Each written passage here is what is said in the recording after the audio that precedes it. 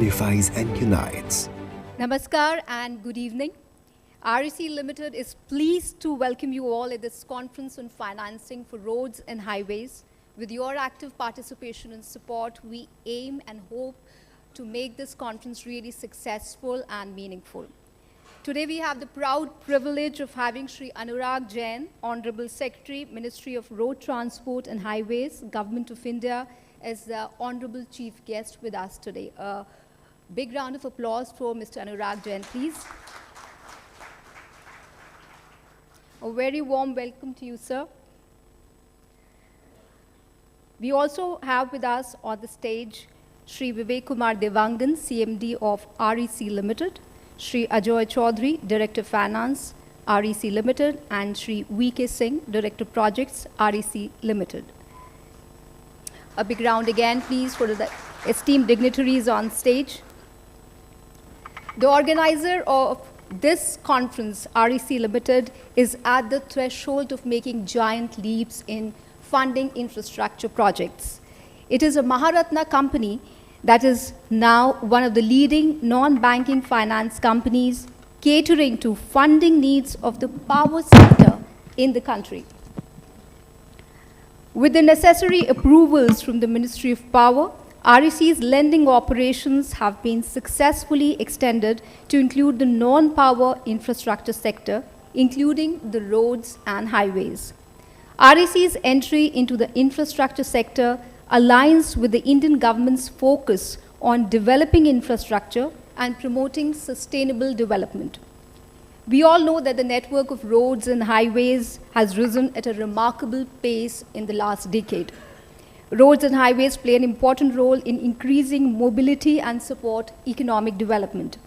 REC is actively exploring the space for financing opportunity to road and highway projects with leading road developers. With an aim to provide an impetus to this sector, REC Limited has organized this conference focused on financing for roads and highways. Our aim is to make this conference serve as a platform for policymakers, industry experts, road development authorities, and leading road developers, and with REC representatives to foster dialogue and knowledge sharing amongst stakeholders in the road industry.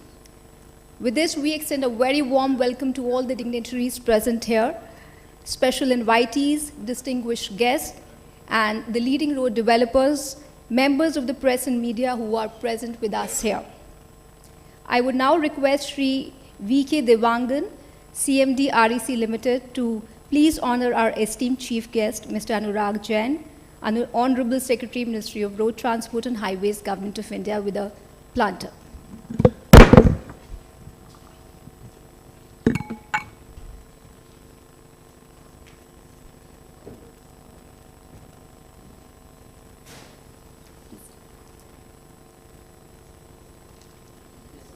A big round of applause.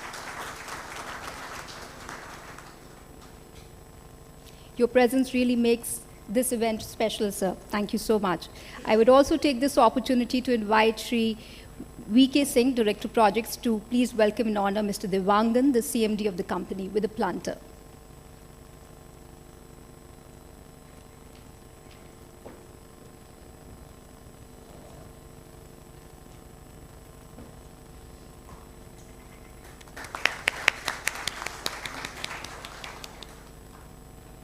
Thank you so much, sir. Ladies and gentlemen and our esteemed guests, we gather here today to mark the beginning of a special event with the auspicious ceremony of lighting the ceremonial lamp. This tradition symbolizes the dispelling of darkness and the ushering in of light, knowledge, and prosperity. It's our honor to invite our eminent dignitaries on stage for this sacred ceremony, signifying the commencement of the event.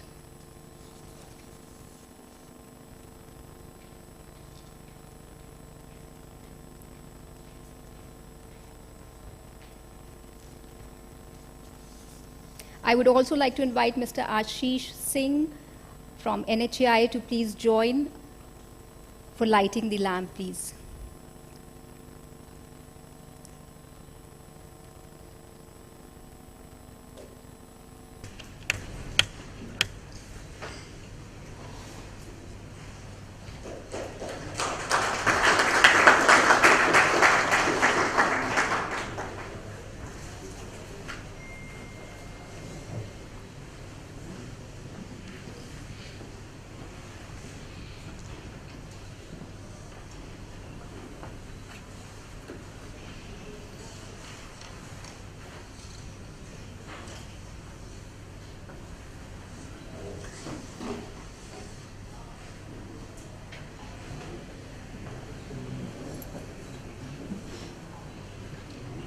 Thank you so much, all the esteemed guests, for announcing the commencement of this conference.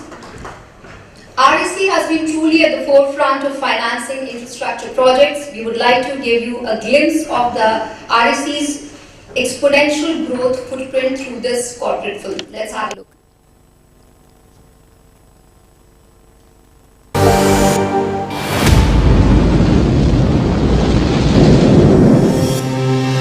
(1969) was the year when man first landed on the moon, a giant leap for mankind.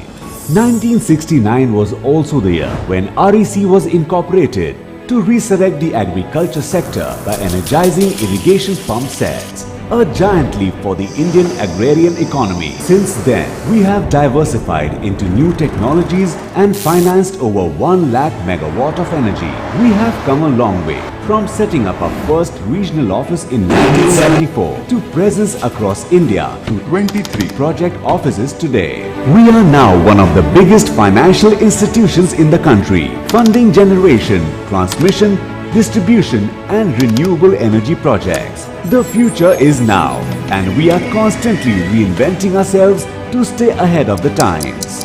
From issuing our first bonds in 1975 to raising funds from across the globe and having one of the highest foreign institutional investment among public financial institutions, the trust of our investors has been driving us forward. As a testament to the faith reposed by our stakeholders, we have established ourselves as an accredited financier and have the highest credit ratings from all rated domestic agencies. Internationally, we are rated at par with the solid ratings by Moody's and Fitch. With our client-oriented approach, we continue to set new benchmarks in our performance and continue to outshine our peers while creating maximum value for our clients with untiring diligence and strong ethics as our guiding principles. We do not just provide comprehensive, competitive and customized energy finance solutions, but also transform the entire power sector value chain of the country by providing electricity access in every corner of the nation and to every doorstep. We have made a place in the life of every Indian. We are an enabler of flagship Government of India reform. As India aspires to become a $5 trillion economy, our goal is to help India become a leading economic power in the world while paving the way for a brighter nation. Our vision is to be the leader in catalyzing an innovative, inclusive and a sustainable future.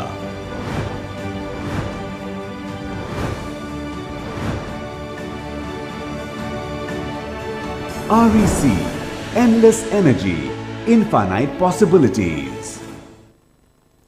The credit for this exponential growth of the company is credited to the able leadership in Shri Vivek Kumar Devangan and his very talented team. Mr. Devangan is an IAS officer and is the chairman and managing director of REC Limited since May 17, 2022. Prior to joining REC, he was additional secretary in the Ministry of Power, Government of India. During his illustrious IAS career, he has held various administrative positions in the areas of finance, power and energy, petroleum and natural gas, elections, law and justice, commerce and industries, ministers' offices, education, human resource development, sericulture, agriculture and cooperation, economic affairs, economics and statistics, rural development and Panchayati Raj, district administration and also revenue administration. As CMD of the REC Limited, he provides strategic vision and overall direction to the company for achieving its corporate goals and objectives. I would now request Mr. Devangan to kindly begin the proceedings of the conference with his welcome address.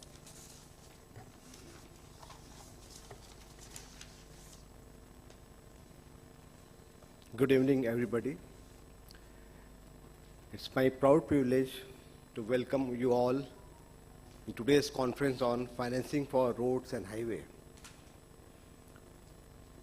I would like to express my sincere gratitude to Shri Anurag Jain, Secretary Ministry of Road Transport and Highways, Government of India, for accepting our request to grace this occasion as chief guest. I must say that wherever he goes, he leaves an indelible print Let me recall an incident. I was made a nodal officer, a Prabhari Adhikari, under Jal Jeevan Mission in the year 2018-19 when I was working as Joint Secretary, Ministry of Power.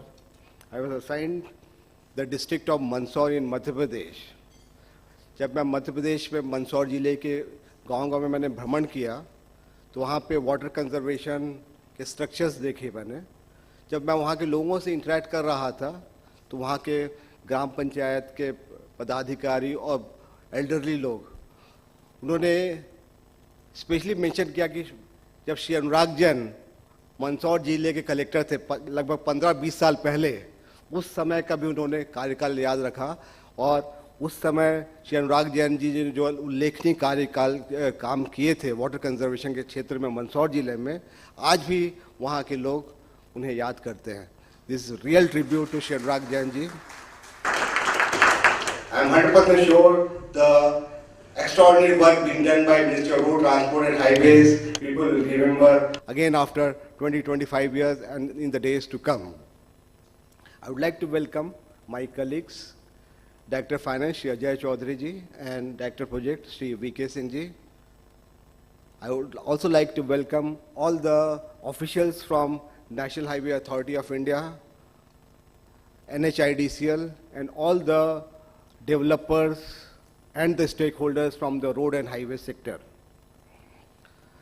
Let me share with you that when REC became a Maharatna company in the month of September 2022, Government of India allowed us in the month of October 2022 diversify into non-power infrastructure and logistics. And with a capping that 1/3 of our sanction in a year may be from the non-power infrastructure and logistics, and total asset under management also 1/3 could be from the non-power infrastructure and logistics. The first year 2022-23 was a fabulous year for REC because we sanctioned highest ever amount of 2,68,000 crore in one financial year 2022-23, and our disbursement of loan was also highest to the tune of about 97,000 crore.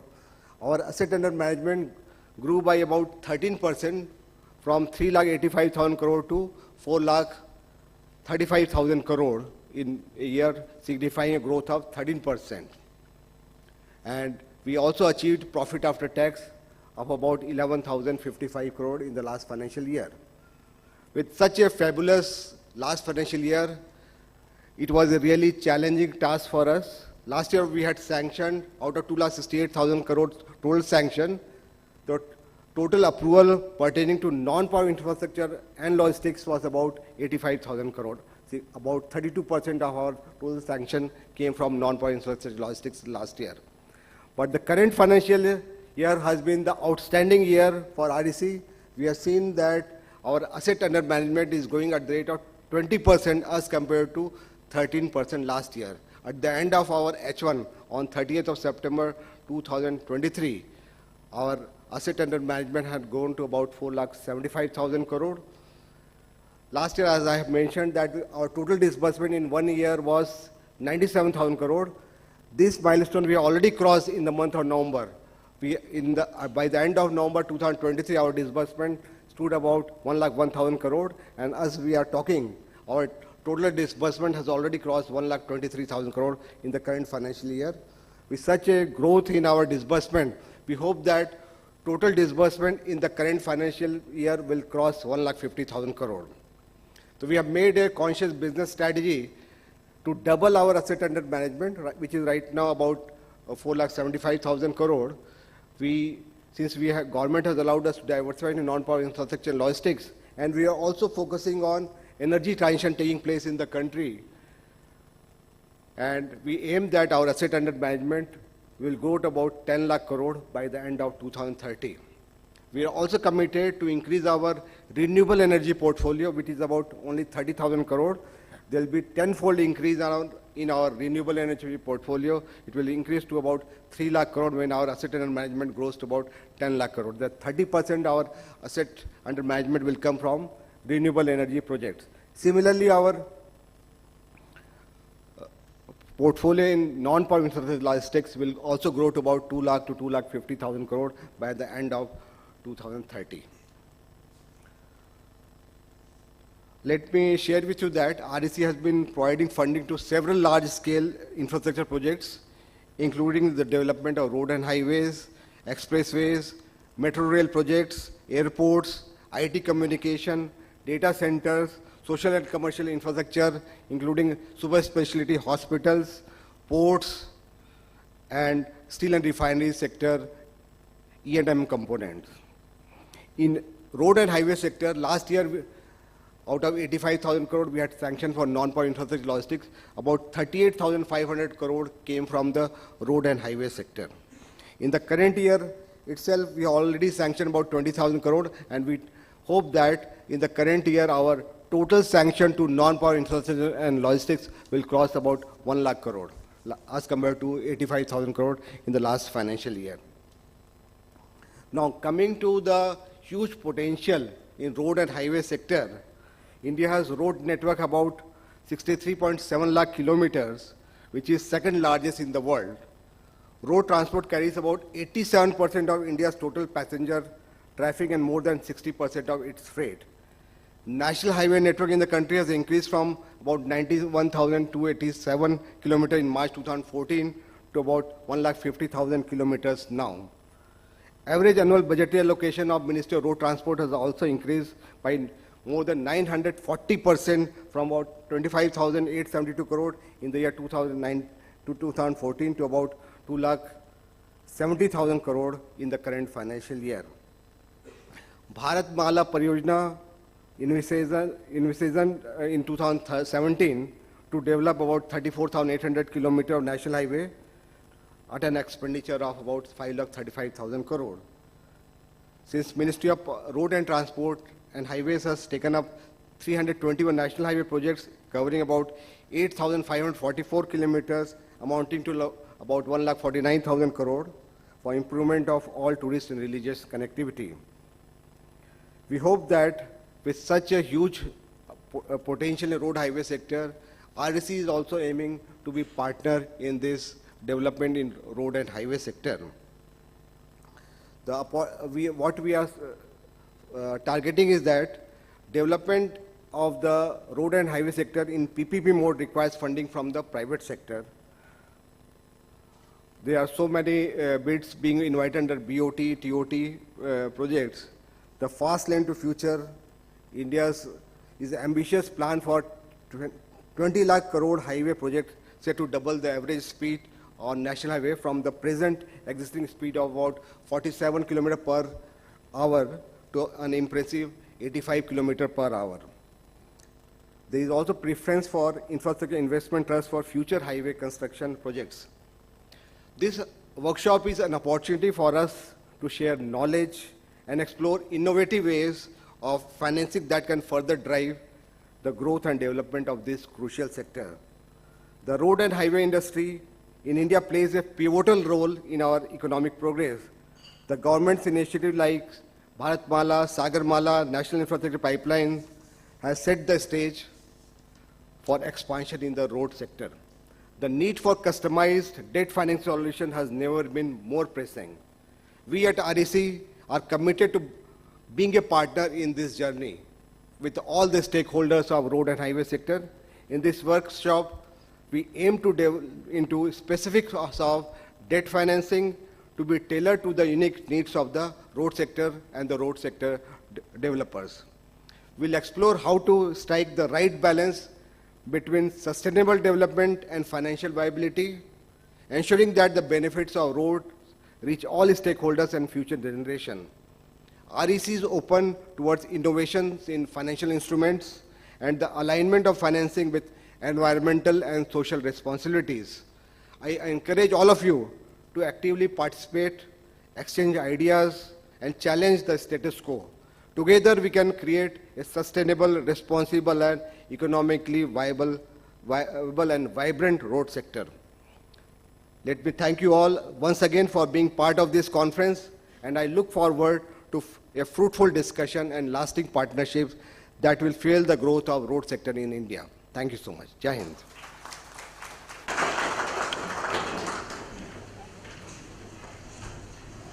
Thank you so much, Mr. Devangan, for sharing your thoughts, views, and sharing some milestones of the wonderful journey of growth of the REC Limited. With this, I would like to invite Mr. TSC Bosch, ED Infrastructure and Logistics at REC Limited, to make a presentation on the company's vision. A round of applause for Mr. Bosch, please.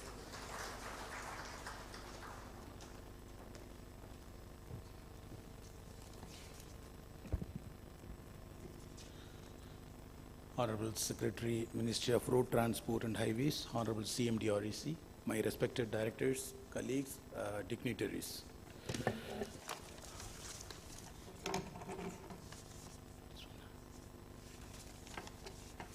The journey started in 1969 to supplement the green revolution through energizing agricultural pump sets. REC started creating infra in rural areas, and in 1998 it was registered with the RBI as an NBFC company. In 2002 it was given the mandate to fund for all requirements of the power sector, and in the year 2008 was listed in the market, and in the same year in May 2008 REC became a Navaratna company. In 2017, the first CPSE to issue US dollar-based green bonds in London Stock Exchange. The erstwhile Rajiv Gandhi Gramin Vitidharan Yojana and the subsequent Deen Dayal Upadhyaya Gram Jyoti Yojana, through which all unelectrified villages in the country were electrified as at April 2018. And through Pradhan Mantri Sahaj Bijli Har Ghar Yojana, universal household electrification was achieved by electrifying 2.63 crore households in a record 18 months.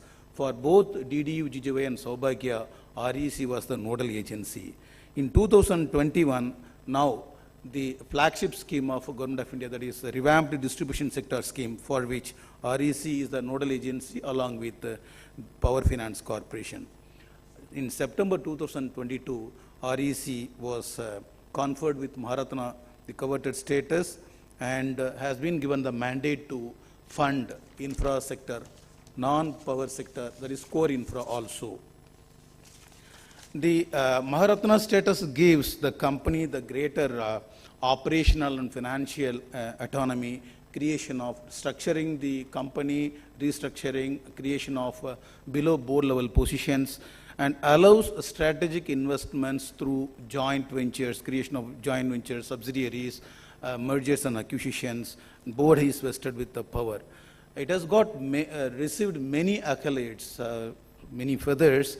In 2023, Dun & Bradstreet awarded the best central PSU in financial services category of the CPSU, and REC was credited with getting Golden Peacock Award for excellence in corporate governance and also for risk management in 2023 at London by Indian Institute of Directors.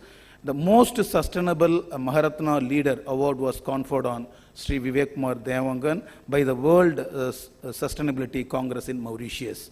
And there are awards on CSR sustainability, operational performance excellence, corporate governance at the 13th PSC Excellence Awards. The operational performance of the company, exponential growth on loan sanctions. Last financial year ending the March 2023, the sanction was record highest ever, 2,68,000 crores. And now in this financial year, with one more quarter to go, we have already touched 3,25,000 crores, a growth of 21% over last year, and we are expecting more such sanctions. On the disbursement, loan disbursement front, last year it was 97,000 crores disbursement, and this year ending as of now, 1,16,000 crores has been already achieved. We are expecting to touch 1,50,000 crores. The loan assets also growing at an exponential rate, 13% CAGR, with last year 4.35 lakh crores, and As at in the first half of the financial year, we have grown by 4,74,000 crores. The net worth of the company in the first half, 63,117 crores. The CAGR is 13%, and we are expected to grow another 9% in the last quarter of this year.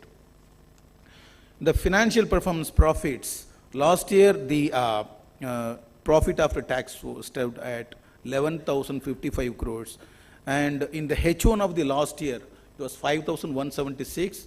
Now up to 30th September H1 of this financial year, 6,734 crores, 30% growth, and one more quarter to go. We are expecting to touch at least 12,000 crores. The credit ratings of the company at par with the sovereign ratings, domestic rating AAA by all, CRISIL, ICRA, IR and R. And international, Moody's had given Baa3 and Fitch ratings at BBB minus.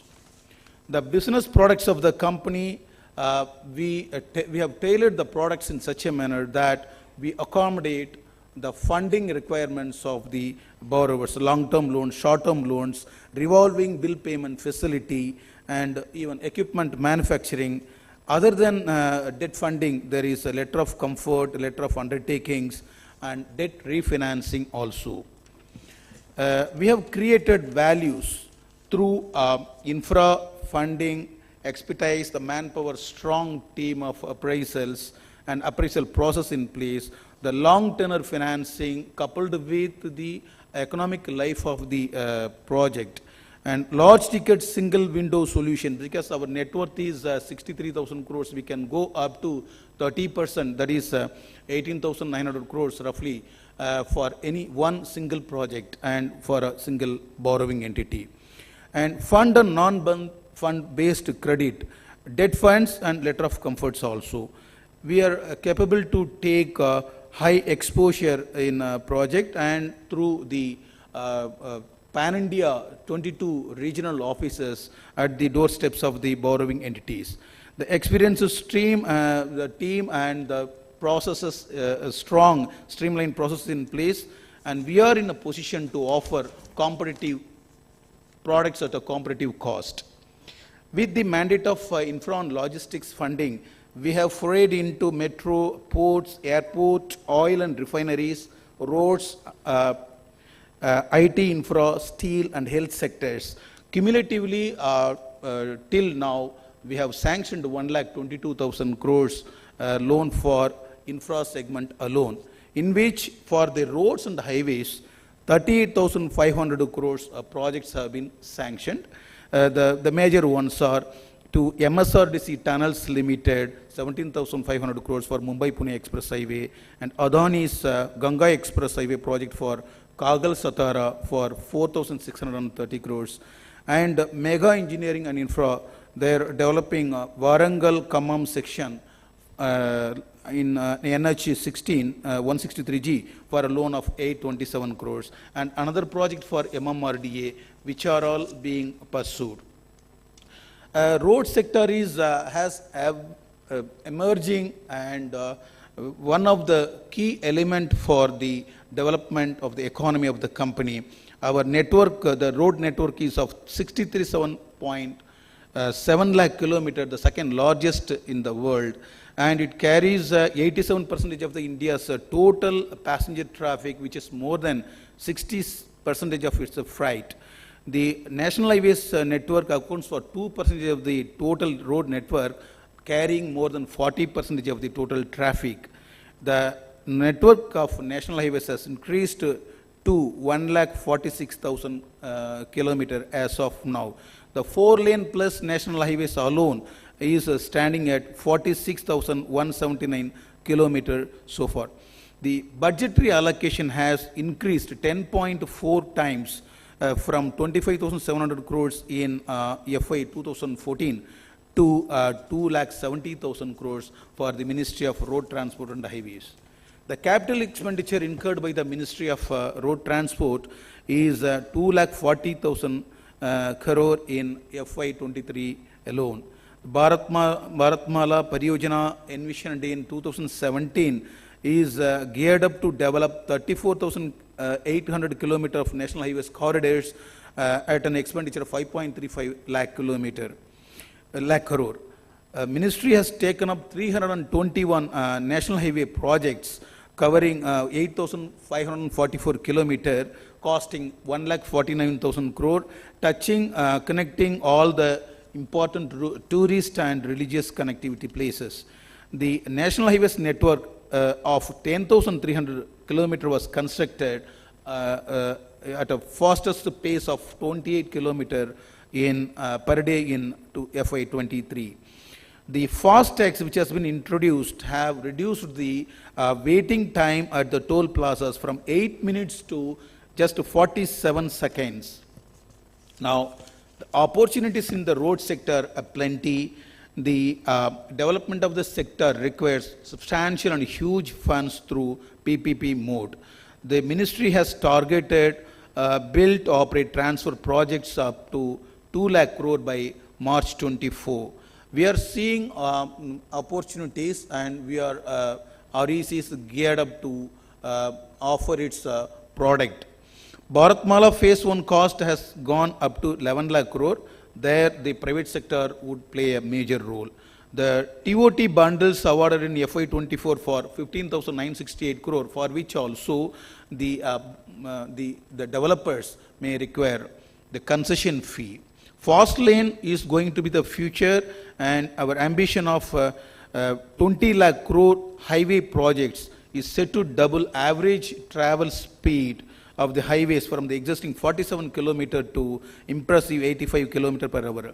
Preference for the infra investment trust for future highway construction projects is there.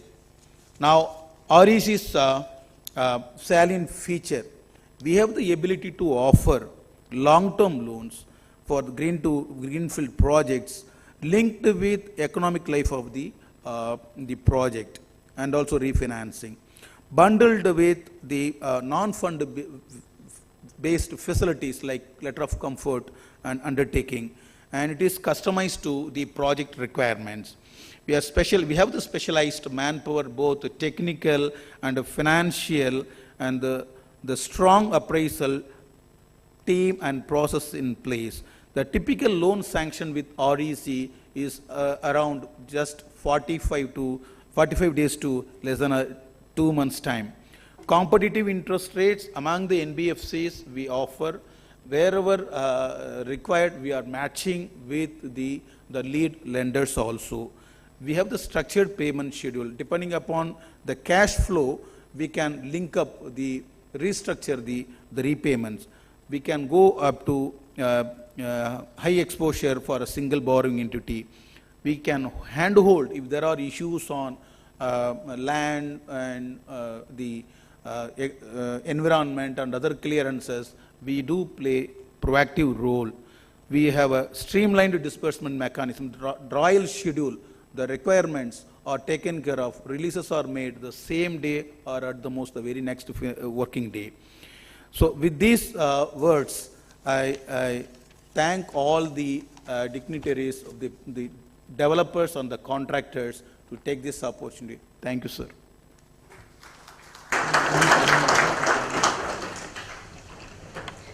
Thank you, Mr. Bosch, for a very comprehensive and detailed presentation on the growth potential of the sector and what REC is doing here. And with this, we are pleased to announce that REC has signed 4 important MOUs or Memorandums of Understanding with leading road developers at this conference. It's a seal of momentum and commitment on the part of REC to fund the infrastructure sector. And with this, we would like to announce the companies with which REC has entered into MOUs. Dilip Buildcon Limited. DBL is a leading engineering, procurement and construction contractor in the country, and I would like to request Director Finance of REC Limited, Shri Ajoy Chaudhary, to kindly exchange the MOUs with the representatives from Dilip Buildcon Limited.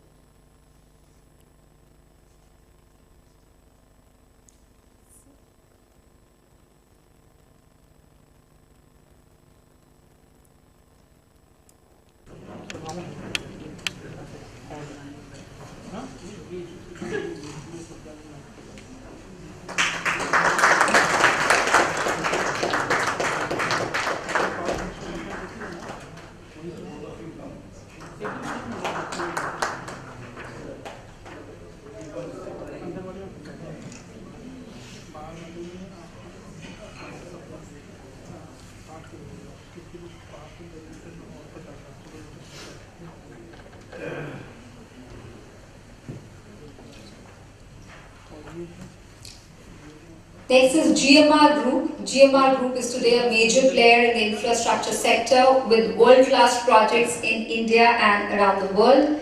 GMR Group is headquartered in New Delhi and has been developing projects in high-growth areas. We would like to invite the GMR Group to kindly exchange their MOUs.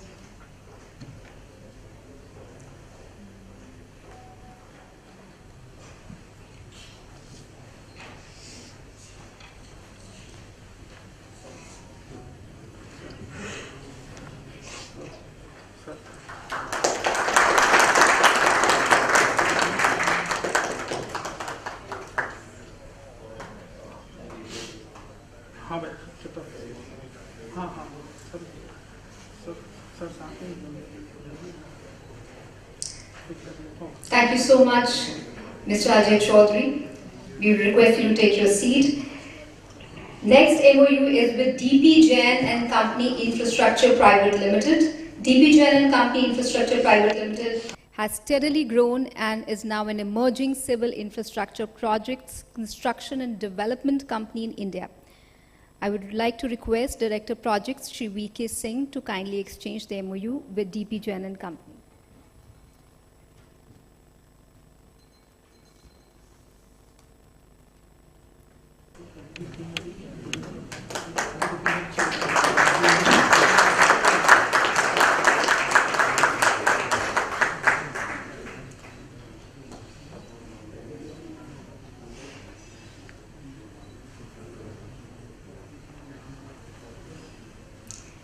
REC has also signed an MOU with CDS Infra Projects Limited. It is an infrastructure company incorporated in 2004 with broad experience in highways and expressway construction. They have executed over 30 highway projects across 8 states. I would like to again request Shri V.K. Singh to exchange the MOU with CDS Infrastructures.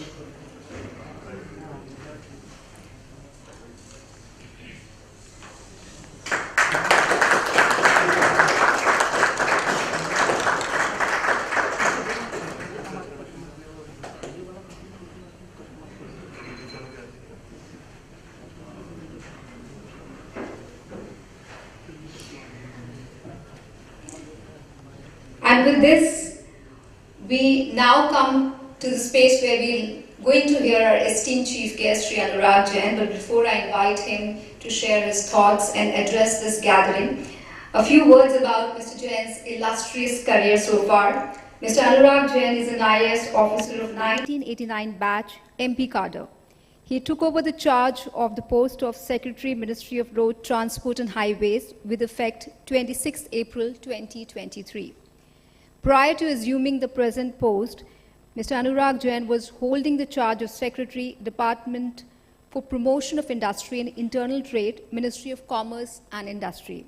During his remarkable IAS career, Shri Jain has held various administrative positions in the areas of commerce, urban and rural development, personal and general administration, finance, health and family welfare, communications and information technology, energy and power, land revenue management, and district administration.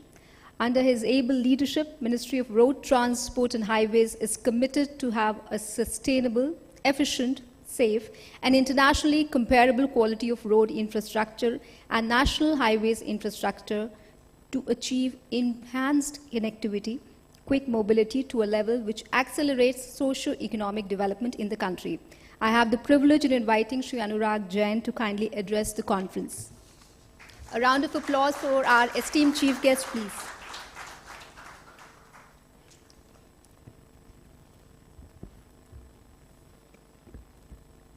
Dear Vivek, Ajay Chaudhary ji, Singh Saab, and friends.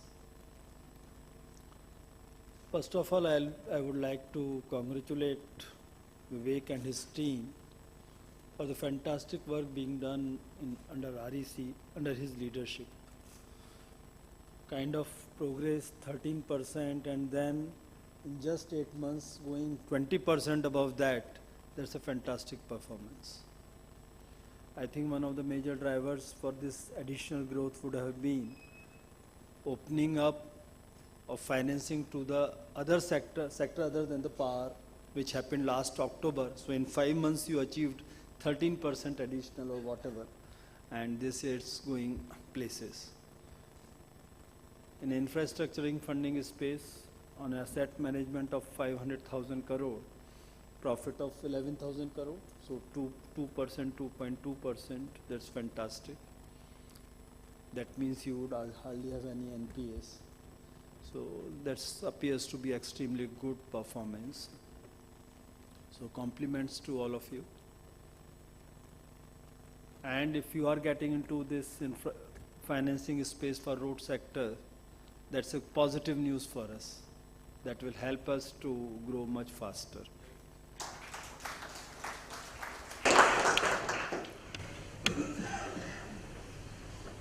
Also, thank you for the kind words. You talked about Mansoor experience. That's good. That was very much in the beginning of one's career. I saw the presentation. You talked about, the film talked about the road sector presentation. Sorry, Mr. Bosch gave that presentation. So you would have noted that length of our highways increased by 60% in the last 1 decade or so.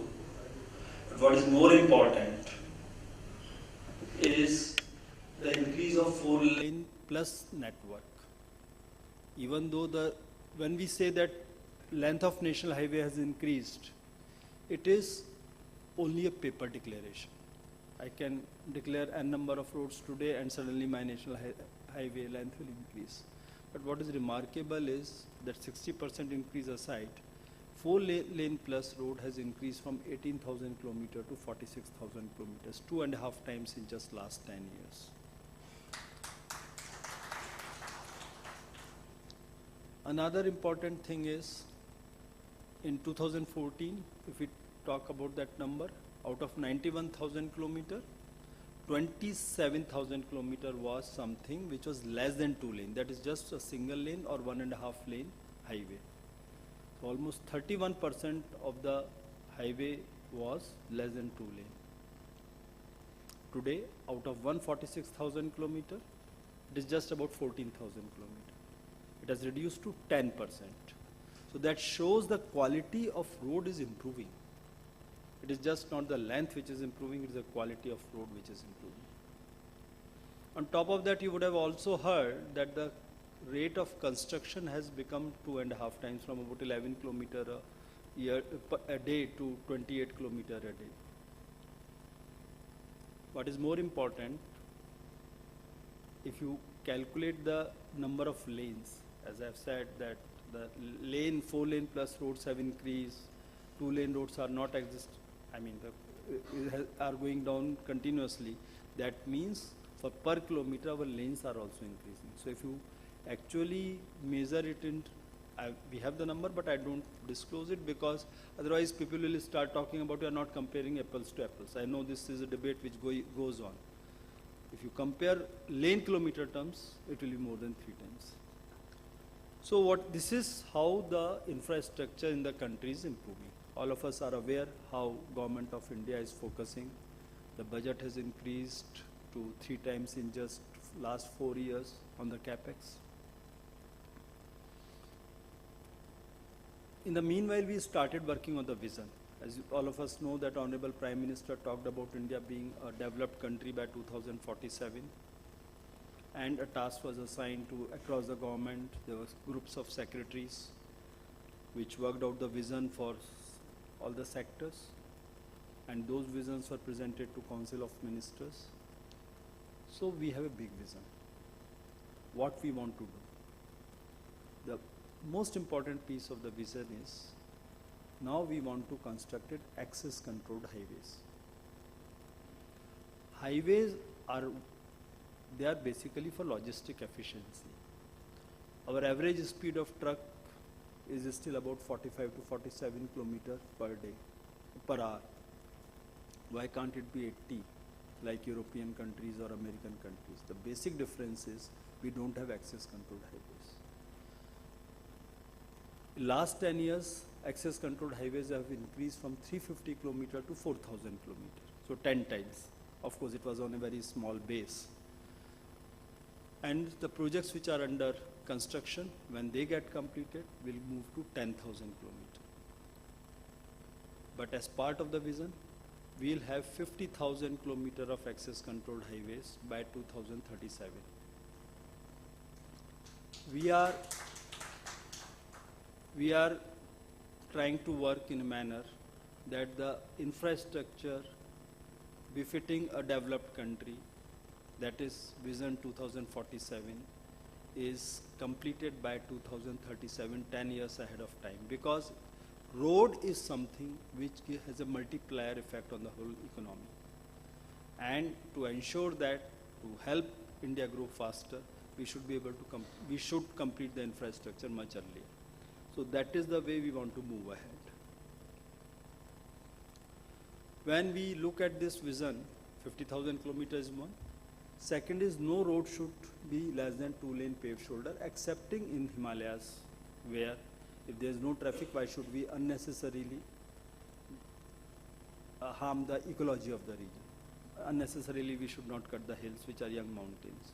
So there we'll go as per the traffic, maybe 1.5 lanes, maybe 2 lanes also will be okay. But in rest of the country, we'll have minimum. If something has been declared as national highway, it will be minimum 2-lane paved shoulder. Out of this, when we look at the project, depending on when we are able to complete, if I add 2 more years in my target, my cost of construction will go up because the IDC, etc., the WPI increases will all add up to it. As part of this, what we anticipate, of course, it has still not been approved by the cabinet. Once that gets approval, we can actually speak in those terms. The broad thinking is we'll come out with something like phase 1 to begin with. Over next 5 to 6 years, the sanctioning will take place. 7 to 8 years, the construction will be completed. And in that period, we'll have the phase 2, which will take us to 2037, completing the vision. In these 5-6 years, we'll be sanctioning about 20 lakh crore rupees. That's the sort of ballpark figures. Exact things will depend on the kind of approvals we'll have. Out of which a big thing is private sector investment, PPP, which is we expect to be 35%. That's the kind of thing we are targeting. The way we look at, when we construct a road, it has 3 kinds of returns. One is a financial return, one is an economic return, and one is a social return. So something which has a financial return, we can attract the private capital. For economic return, the government gets the money. Social return, it is for the society. For that, the government should spend from its coffers. So basically, the economic return and social returns should be met with the budgetary funding. What can be sustained by the private investment should be sustained from the private investment. That makes sense because you take the money, invest it, recoup the money, so your development is much faster and your economy multiplier is much faster. So we have got lots of models for that. NHAI or ministry was one of the earliest to start the BOTs in mid-90s. Then around somewhere 2002, we had our first major document which was standardized. The projects which are financed in 1990s each had a different document. And then by about 2008, Niti Aayog finalized its BOT document. So that was finalized, and thereafter the ministry has been following by and large the same thing. For various reasons like non-realistic traffic studies,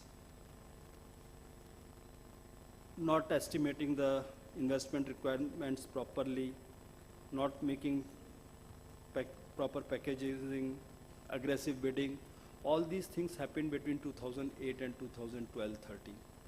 So we had a lot of problemsome project. So huge work was done between 2014 to 15-16 to resolve the stalled projects. As I am told, at that time about 400 projects were stalled and a lot of real positive decisions for the sector were made. And that is what has started transforming the sector, and that is why whatever success I talked about happened. But now we have to move further. So in the meanwhile, with those experiences, what has happened? One, a new thing has come in is hemp product. Hemp product is actually, out of the two major risks, when you have a construction risk, you have a revenue risk. So construction risk is there. Of course, if you are into the funding space, you have to have some risk. But the revenue risk is gone because you are insulated from there. So hemp is a very, very easy thing for financer. If it's a good developer, you can place your bet on it and go ahead and get your money back because it's more or less guaranteed by the government, the revenue side. If there's a revenue loss, it will be for the government. We have also come out with SPV documents like Delhi-Mumbai Expressway. So that route is also doing very well. We'll have more projects on that route. But most interestingly, from the experience which we had lots of consultation with the bankers and the contractors, and we are in the process of giving final touches to modifications of the BOT document. Today also we had a very good meeting of the interministerial consultation. Hopefully one more meeting and we'll be able to close within this month. So we'll have a new document for IMC, for BOT, maybe in the next month. That new document will address most of the problems, whatever problems were there earlier. Basically, as we understand, any such contract has to be fair, equitable to both the parties. So risks and rewards both are limited. Typically, if you have a limited upside, you have a limited downside also. If downside is more, government compensates. If upside is more, government gets a part of the reward. There's a basic structure. Whatever were the interpretational issues are hopefully getting resolved. Hopefully thereafter there will not be major interpretational issues. So the vision which I have put forward to the department that what we should be doing is basically 3 zeros. 0 maintenance issues. If we have a national highway, we should not have a complaint on account of any maintenance issues like there are potholes in the road, light is not working. The basic problem was, I was amazed when I joined, we had a system of getting the feedback from the media or complaint systems. I asked, why is it that we are getting so many complaints? And we sat down. We found out that a huge chunk of road was not assigned to anybody for maintenance. As NH system, we don't have a maintenance wing like what state PWDs have. So about 105,000 kilometers was with some development agency which had completed BOT, HAM, or it was in defect liability, or it was under construction. So it was being maintained by somebody. Rest 40,000 kilometers was nobody's baby. So I said, then how do you maintain? Once the road becomes bad, then we go in for contract, then an agency comes, then it is repaired. So that means you are 6 months down the line, you will have those potholes for that time. I said, why can't we have predetermined agencies for everyone, every road? So we are very close to ensuring that every road is somebody's baby. Hopefully by this month we would have finished all contracts.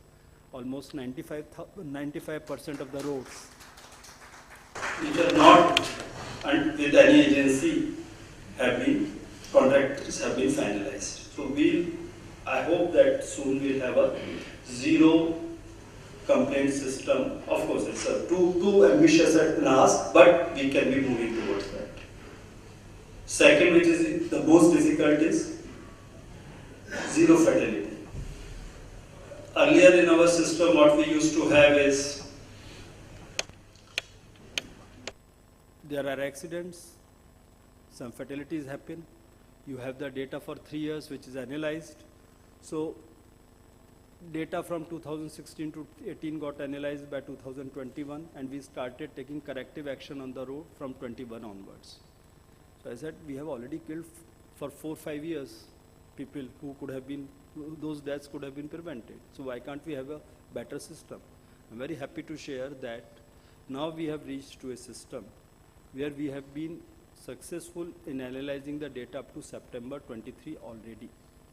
And these 3 months, October to December, would be analyzed this month, and from now on it will be concurrent kind of analysis, that this month's data, the accident should be analyzed the following month, and if there is an engineering defect, those corrective actions should be taken. So hopefully, whatever little contribution the ministry, because of the engineering defect, should not be there. Of course, if there is a problem like our behavioral change is required for zero accidents or zero fatality, that is too tall an order, but we would be moving towards that. There is a committees which are looking into it, that it requires actually support of whole of the society.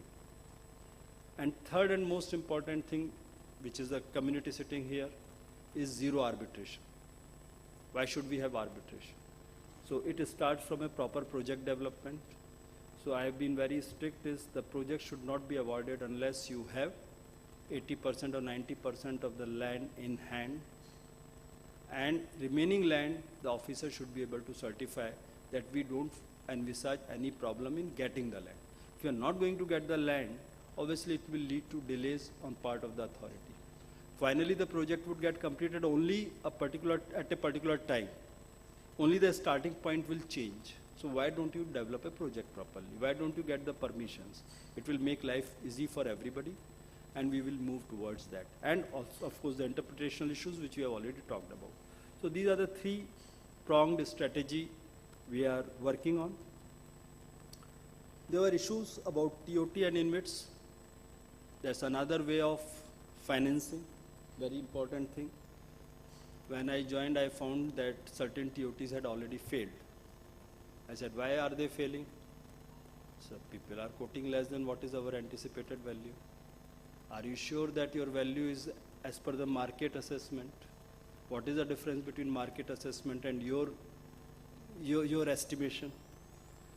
So we sat down with the people who would participate in the TOT bundles, and InvIT is, of course, is still within the control of NHAI.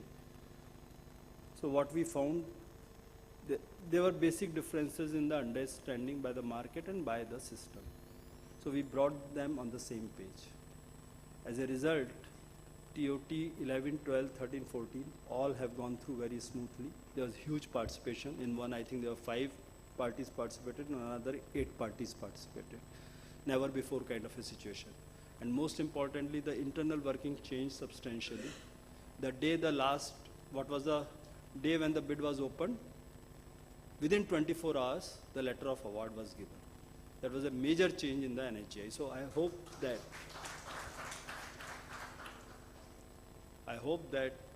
this InvIT and TOT will also be very, very successful going forward. In InvIT, we also are examining, I will not commit anything right now, that how can we get the private sector participation. Right now, the InvIT has encouraged the retail participation. But how do we get the private InvITs to participate for our InvIT? That structure we need to evolve. Till that, it's only the TOT which is available to the private sector. We are a great fan of technology. We understand if we use technology properly, the efficiencies will come in, things will become better. So this whole game of financing is related to the toll and the construction. So we have come out, hopefully this circular should be out very soon. It has reached Honorable Minister, and it was only under his direction that it was being drafted, so should meet the approval very quickly. That will become technology neutral. We give the outcomes in our document. Any company, your design, you meet those outcomes. If you use a good technology and meet the outcomes, it is fine with us. You save money, no issues. So this technology neutral thing getting built into the contracts will spur the sector further. Similarly, in the toll, we want to get into all kinds of technologies so that the leakage becomes zero. I mean, all of us know that when we moved to FASTag, there was a huge jump in collection. Leakages really got plugged. But we are told that still there are leakages. There are ways, the innovative ways when the revenue goes out of the system. So we are seriously considering, Honorable Minister has already announced that before March we'll have the pilot for the satellite tolling. So once that is successful, I mean there is no reason for it not to be successful.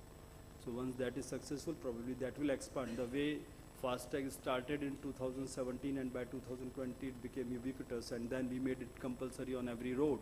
Similarly, on the Satellite tolling, probably that will be the journey that over next 3 to 4 years, it will become on 100% of the roads. Till that time, we'll continue with FASTag and this simultaneously. So we want to use technology. I am sure that with that, sector will grow much faster. The revenue leakages will be additional money available to the financing. I mean, whenever there is additional finance, it gets split into 3 parts. One is the financing part, an agency, one is the contractor, and one is the authority. All 3 benefit. Whatever is the benefit gets divided because of the market mechanism. If you look at all the rating systems, etc., what people are talking about. If you look at CRISIL Infra report, the view of the system, railway, they give 5 out of 10, airport 6.4 out of 10, port 6.7 out of 10, and roads 7.4 out of 10. So that is something.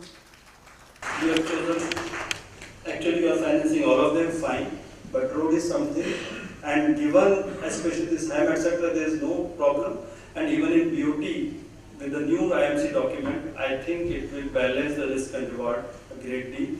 So this sector is becoming more and more ready for financing. I am sure with your entry, if we are looking at about 300,000 crore of government budgetary allocation, that means roughly about half of that 150,000 crore of private financing. Overall financing is 1/3 from the private sector.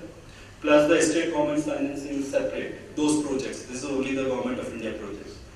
So out of 150,000 crore, if you are coming in with 1/3 is your non-power financing.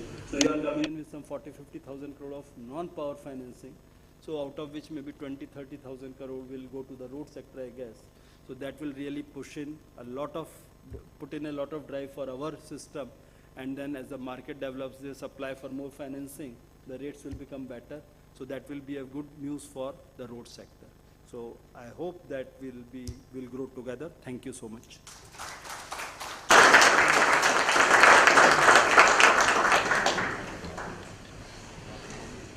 Thank you so much, sir, for your valuable address filled with insights.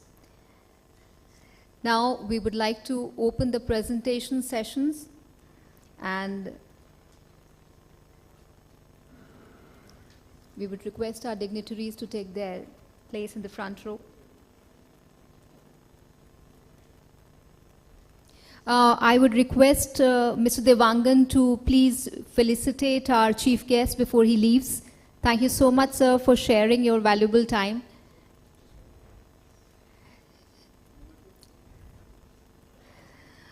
A round of applause for Mr. Jain for sharing his valuable time with us and sharing his thoughts with us. Thank you so much, sir.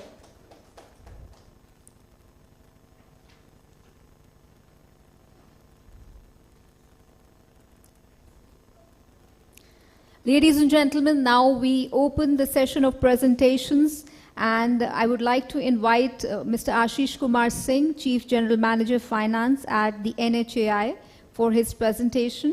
Formed in 1988, NHAI is the central authority to develop, maintain, and manage the national highways entrusted by the Government of India.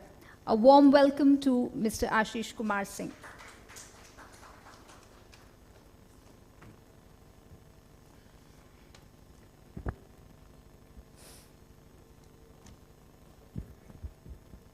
Thank you very much.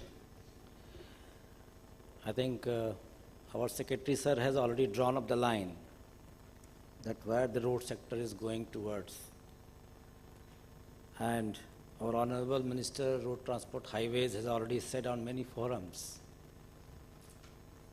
that how he is going to take further the road sector. As we can see that last 10 years of the present government has increased more than 3 times the efficiency of constructing the road sectors. I will touch upon, I think, all kinds of formats where REC can pitch in. And the opportunities already availed by financing institutions, may it be bank, may it be financial institutions, Sometimes even individual investors also have invested. So let us go one by one. As Sir has said, that BOT was one of the model PPP initiated in the very beginning.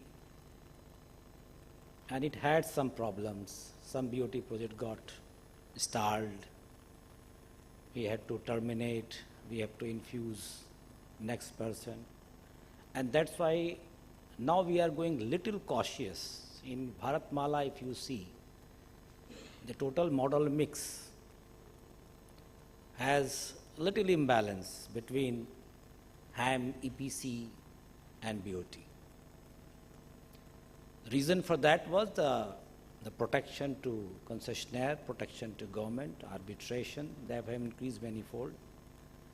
So that exercise is going on. Many print media, news people, they used to visit NHAI and they asked, sir, why BOT is not happening?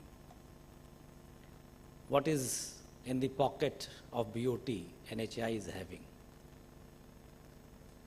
I said, yes, there are a lot of things in pocket.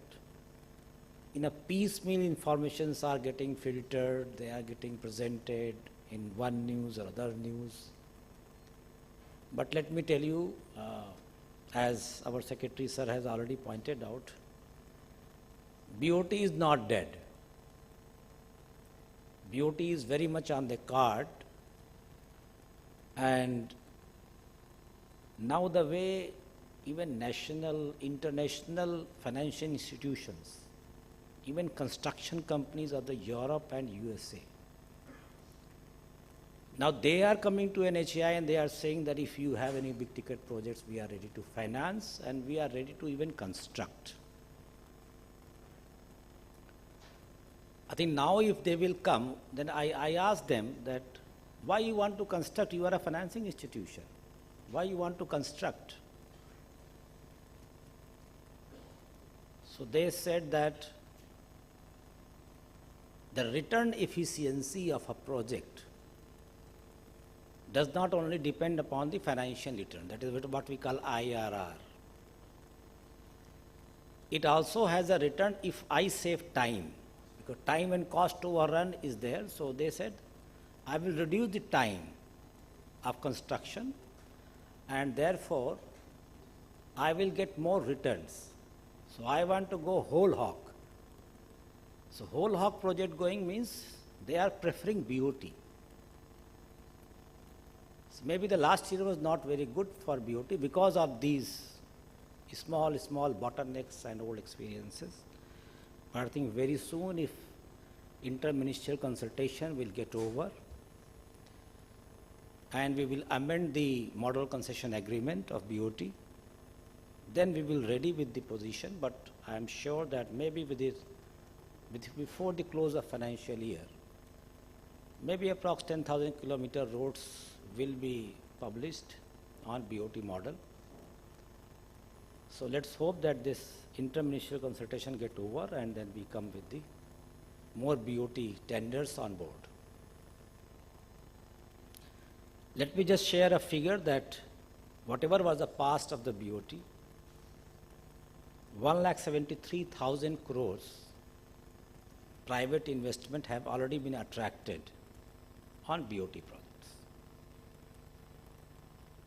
And if you see parallelly the next model of PPP, that is HAM,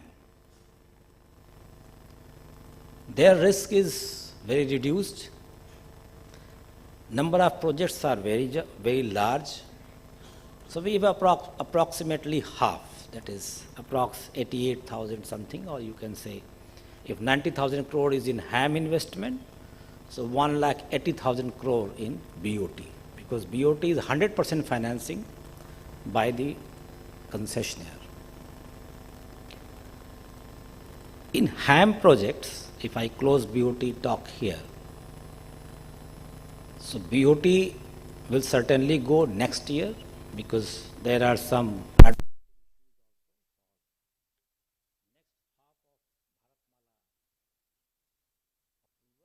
cabinet and it will add more kilometers. it will add the left out.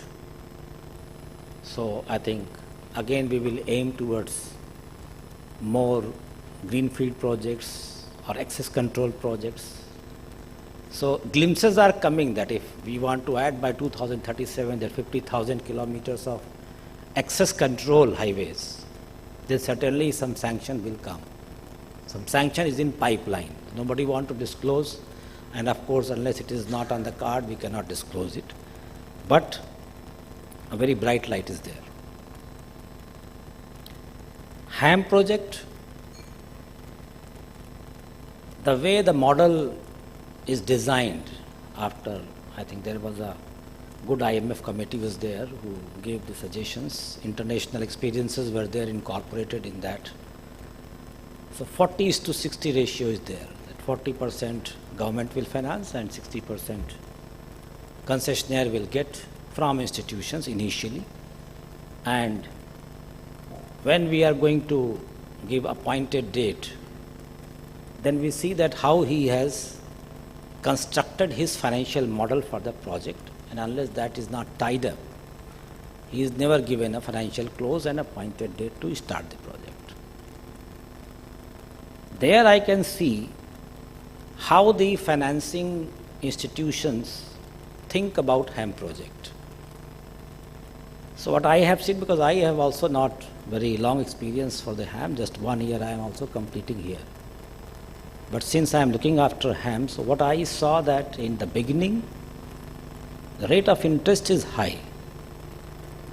Because construction has to be completed, so rate of interest goes from, you can say 8.5% to even 9.5, 9.6% interest rate is offered for financing that project.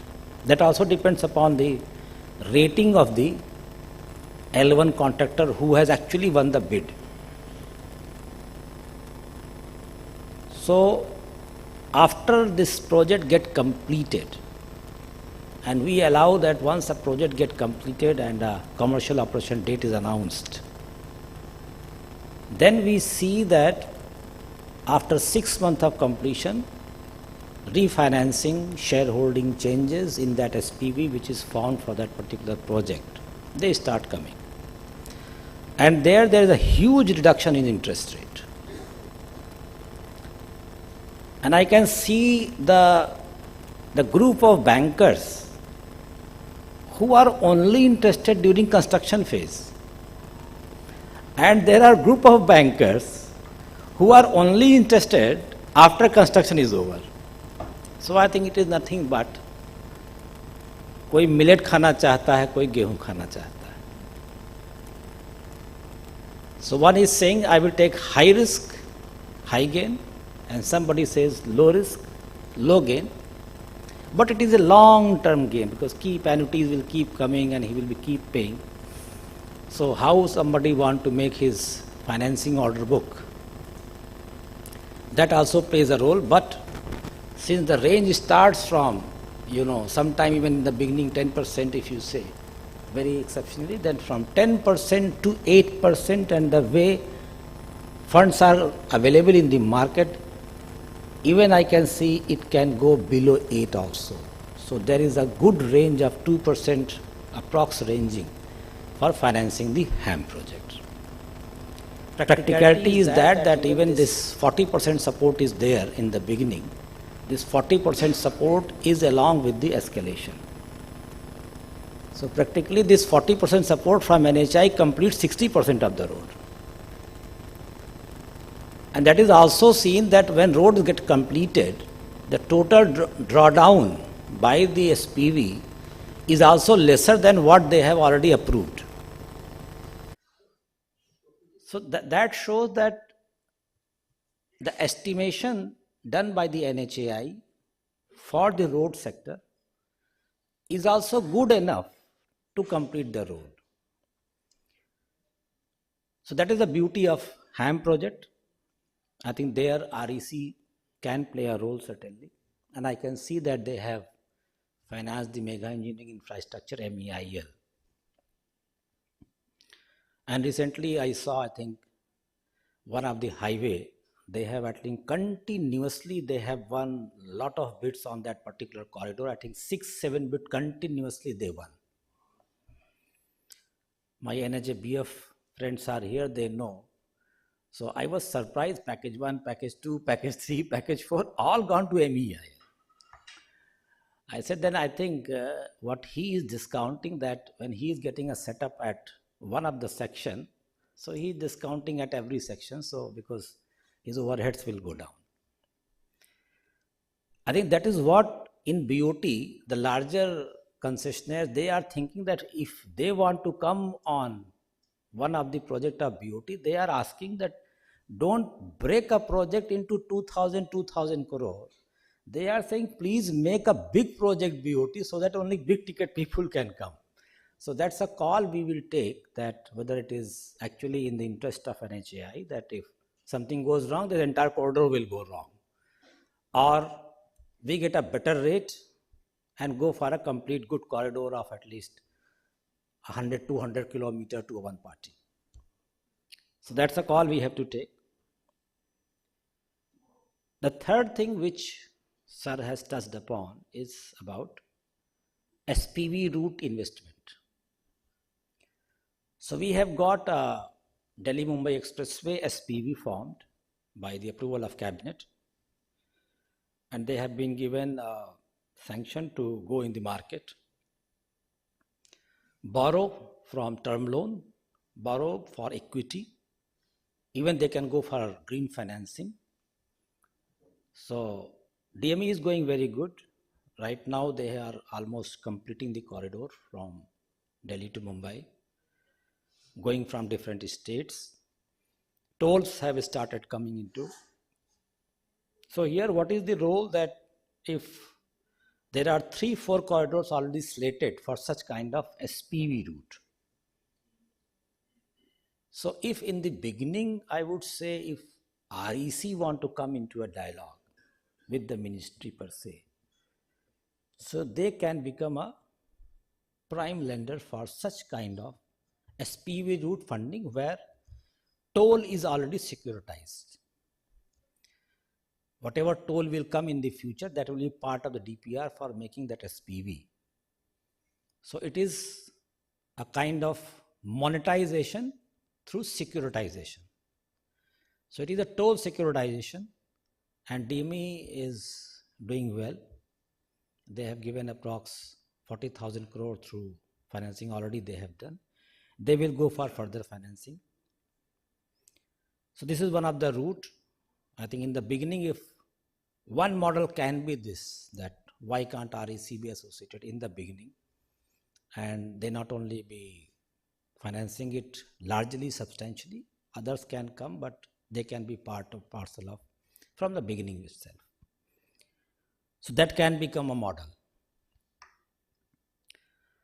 Another route which is there, that is InvIT route. So right now NHI has its own InvIT,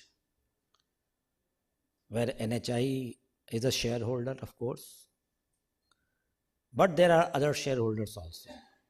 And current InvIT is drawing money from main big financial institutions, not individual. Small players cannot invest there. Citizens of these countries solely individually cannot invest there. But our Honorable Minister has said us that you people go ahead for making a public InvIT. And in public InvIT, you can take small institutions or public, in go public and get a small funds from there, and then you invest it in the monetization of road. Monetization of road, till now, we have not seen any big issue. InvIT people, one of the SPV of the InvIT, I am also director there. So we are the technical advisor for maintenance, operations and all. But even though whatever they had committed to give us to NHAI,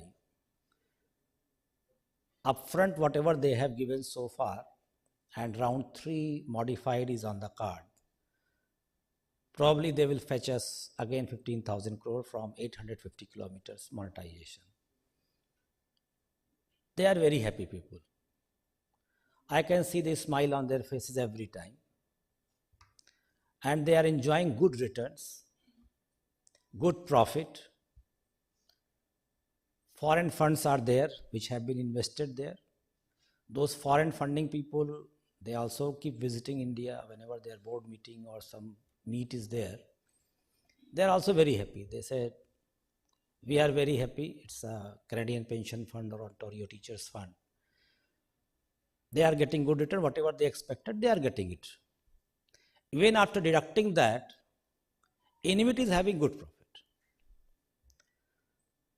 And NHI, whatever we planned initially, through a transparent mechanism, there is a set mechanism by the cabinet, which we go, it's a very transparent mechanism. Whatever we anticipate, they get profit.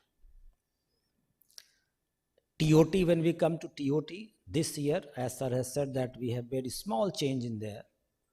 And with that change, all our bundles, 11, 12, 13, 14, they all got successful.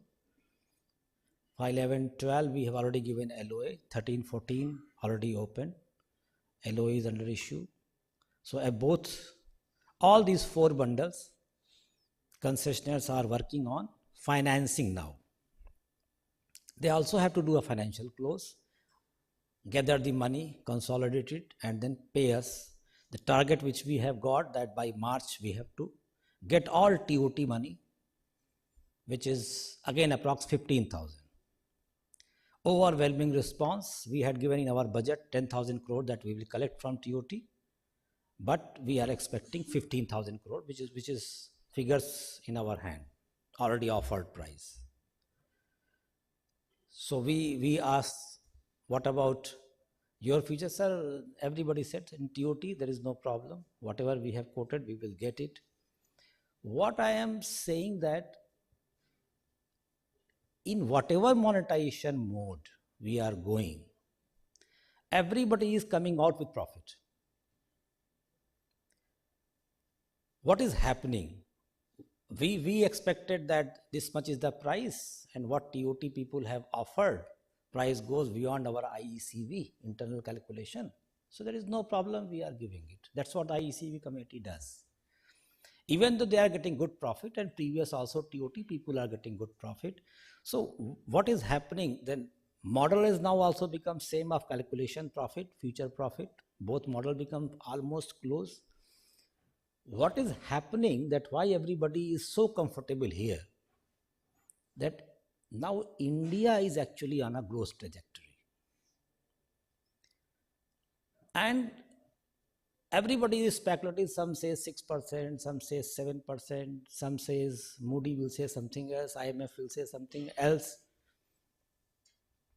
So I remember a very, very simple theory when I was in Japan, Tokyo, for studying this development economics. So one of the IMF professor, he said, lot of principles are there in economic books, this trajectory, that trajectory. He said, no, there is only one principle, which he has visited and seen. He said, please see a satellite figure of a country from the top in the night.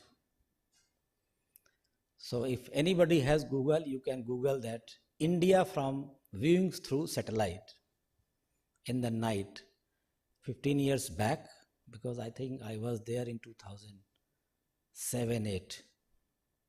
That time diagram, and when again today I see today's diagram, satellite view from the top, it's only bright and spot, entire country, entire geography. What it signifies that it's a vibrating economy. If there is electricity, then 100% sure there is some goods and services are getting produced there. And that if goods and services is produced, that has to travel from that place to other place. So infrastructure growth is taking place to connect those bright spots in the country. And that is what happening here. Many economists have said this will go down, this will go down. COVID के बाद कुछ हो जाएगा, ये हो जाएगा. Nothing has happened. when a spot is brightened, the only government is doing, we are just connecting these spots. And on every corridor, we have seen this, that growth trajectory is actually nothing but GST production. WPI, CPI goes up. Those areas get connected with the economic corridors. And if goods and services are produced, trucks and vehicles and movement will go there. Toll will come there. So 3 Rs will get established: road, railway, and revenue. And you can see the way GST collections are getting up and up. It is crossing every quarter, it is hitting the target and going above the target. Before coming to here, I was CCA, CBIC, CBDT. So used to report collection figures to secretary. So now I can see that the moment that collection is going up and up, all that collection is because of goods and services produced and what we have connected there. So road sector, almost all, maybe some exception can be there, where revenue will go below what we are expecting. And then IT is supporting it. What sir has said, that we have now FASTag, so leakage is not more than 2 to 3%. Not more than 2 to 3%. That also we are going to plug in through GNSS, what we call satellite based, that you pay as you move. And if that goes through, a pilot has already started, if that goes through, then maybe sometime you don't have toll gate also. Because moment your vehicle will come on my highway and goes down from my highway through a slip road, you have to pay that much. Again you come, again you pay. So you pay as you move. So that even 2 to 3% leakage will also go away. So revenue is ensured. Once revenue is ensured, return is ensured. So I think no monetization will get failed unless there is some bad speculation. So TOT will get successful, monetization may, InvIT will get successful, BOT will get successful, HAM you need not bother about it, securitization will get successful, because all these 4 models is based upon revenue collection receipt from the road. So they are bound to get successful. HAM project collection is going to be ours, risk is minimized. So most low risk game is HAM project. So I think in all 5 models, association people are here, NHBF, Highway Operators Association people are here. So all these entities who are part of and member of these associations, you can be in touch with them. Even this TOT 13, 14, 11, 12 people, they also under process of collecting the funds. So they are also searching funding agencies. They are also tapping different institutions. A talk can be there also.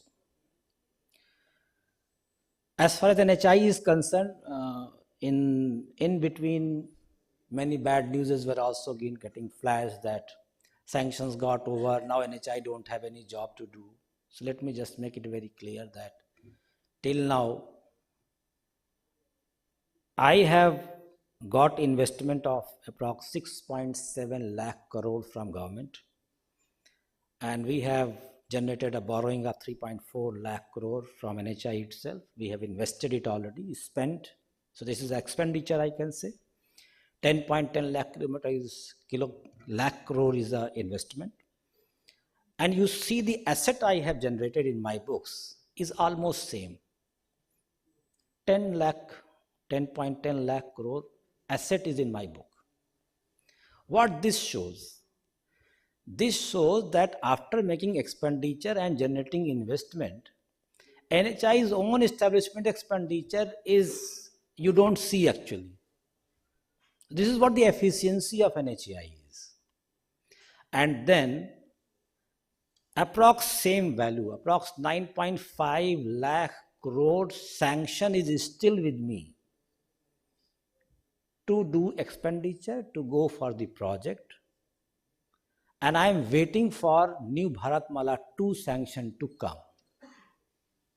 So I will cross easily 13-14 lakh crore of sanction, I think in another 4-5 months maximum, because now the elections are on card. So maybe when cabinet will sit, that they only knows. But this is on the card. So NHI has to do if 13-14,000 crore, they need time to keep doing this. So there will not be any dearth of projects. Whenever a cycle of government get close to end and going for the next business cycle, there is a spasm always. Always there will be a spasm, but construction is going in full swing.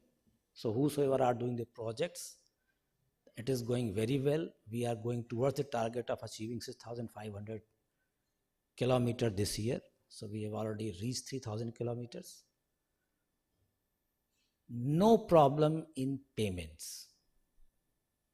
That's the best part. This year budget is already 2.10 lakh crore. And next year budget will be more than this. This I can assure. So if some budget is given next year, more than 2.10 lakh crore, you can see and sense what is in the mind of the government to come. So assurance from our side that there will be no dearth of projects, there will be no dearth of budget to make payment to the concessionaires. So a very comfortable time is going to come. Let this election year go past. MCA get amended. HAM has no problem. So I think a very bright time, very bright future is there in the financial year 2024-25 and then onwards. One small area, but very important area, I think, one of the presentation, green financing was added. And it's very heartening to see that REC got their green financing, green bond listed at London 2017, if I believe. I think that is very heartening to see. We are also planning to go ahead. Why? Because there are good line of credit has already been extended by IMF to India. 2 billion, I think, already there as a first hop. To tap that, every such organization who can flag out their activities in the green area, listed under green financing of the SEBI guidelines, they can go for green financing. So we have also set up a very high level committee there. We will also go for green financing, and since we have associated with the REC, certainly I would like request to come to your office and see how you went ahead for that. Because now borrowing from NHAI side as a institutional borrowing, we have not been allowed to go further borrowing because Government of India has increased the budget itself. So IEBR for the current year, next year I am giving 0. DME may have to borrow something, that is fine. But green financing, NHAI will start collecting green credits, carbon credits, get it standardized, audited, and sell it in the market. So that type of activity is with us, and I request if REC has that expertise at any point, so we would like to have that association for sustainable financing, because India has committed certain sustainable goals given by the IMF already. So in construction sector, we are using lot of activities, lot of material, lot of schemes which can attract green credit and carbon credits. May it be Amrit Sarovar scheme, may it be fly ash uses. We are contacting Ministry of Power to give us so much fly ashes to be used in a pavement and embankments to save the soil. So a lot of such activities have already been there but never been harnessed. So now it's time to harness that green financing also. So with these words, I will close here and see that how we can get further associated with the REC. and REC is always welcome to touch upon us anytime to get the name of concessionaire, investors, or whatever. We are developing profiles of our concessionaires also. And for insurance surety bonds, insurance companies are getting that profile from us. Ratings will also come very soon. So that may also help you financing any individual concessionaires. So thank you very much, sir. Thank you for giving me this opportunity. It was very august gathering, listening to Secretary, listening to CMD. Thank you very much.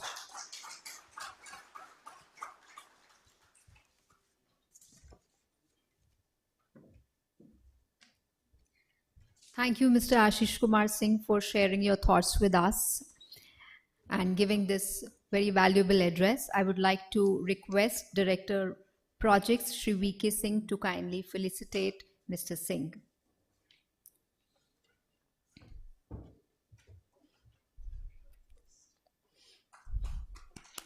A round of applause, please.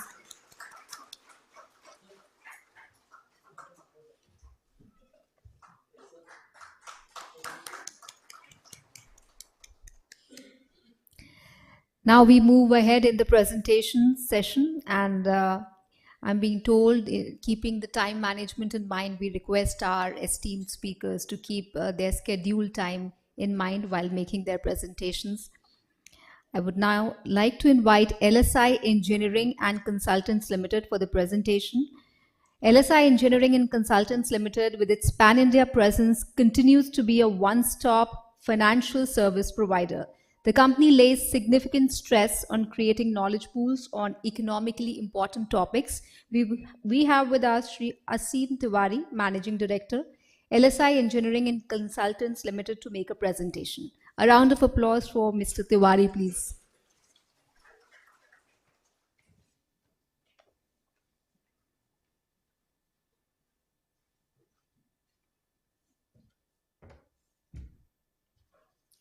Good evening, everybody.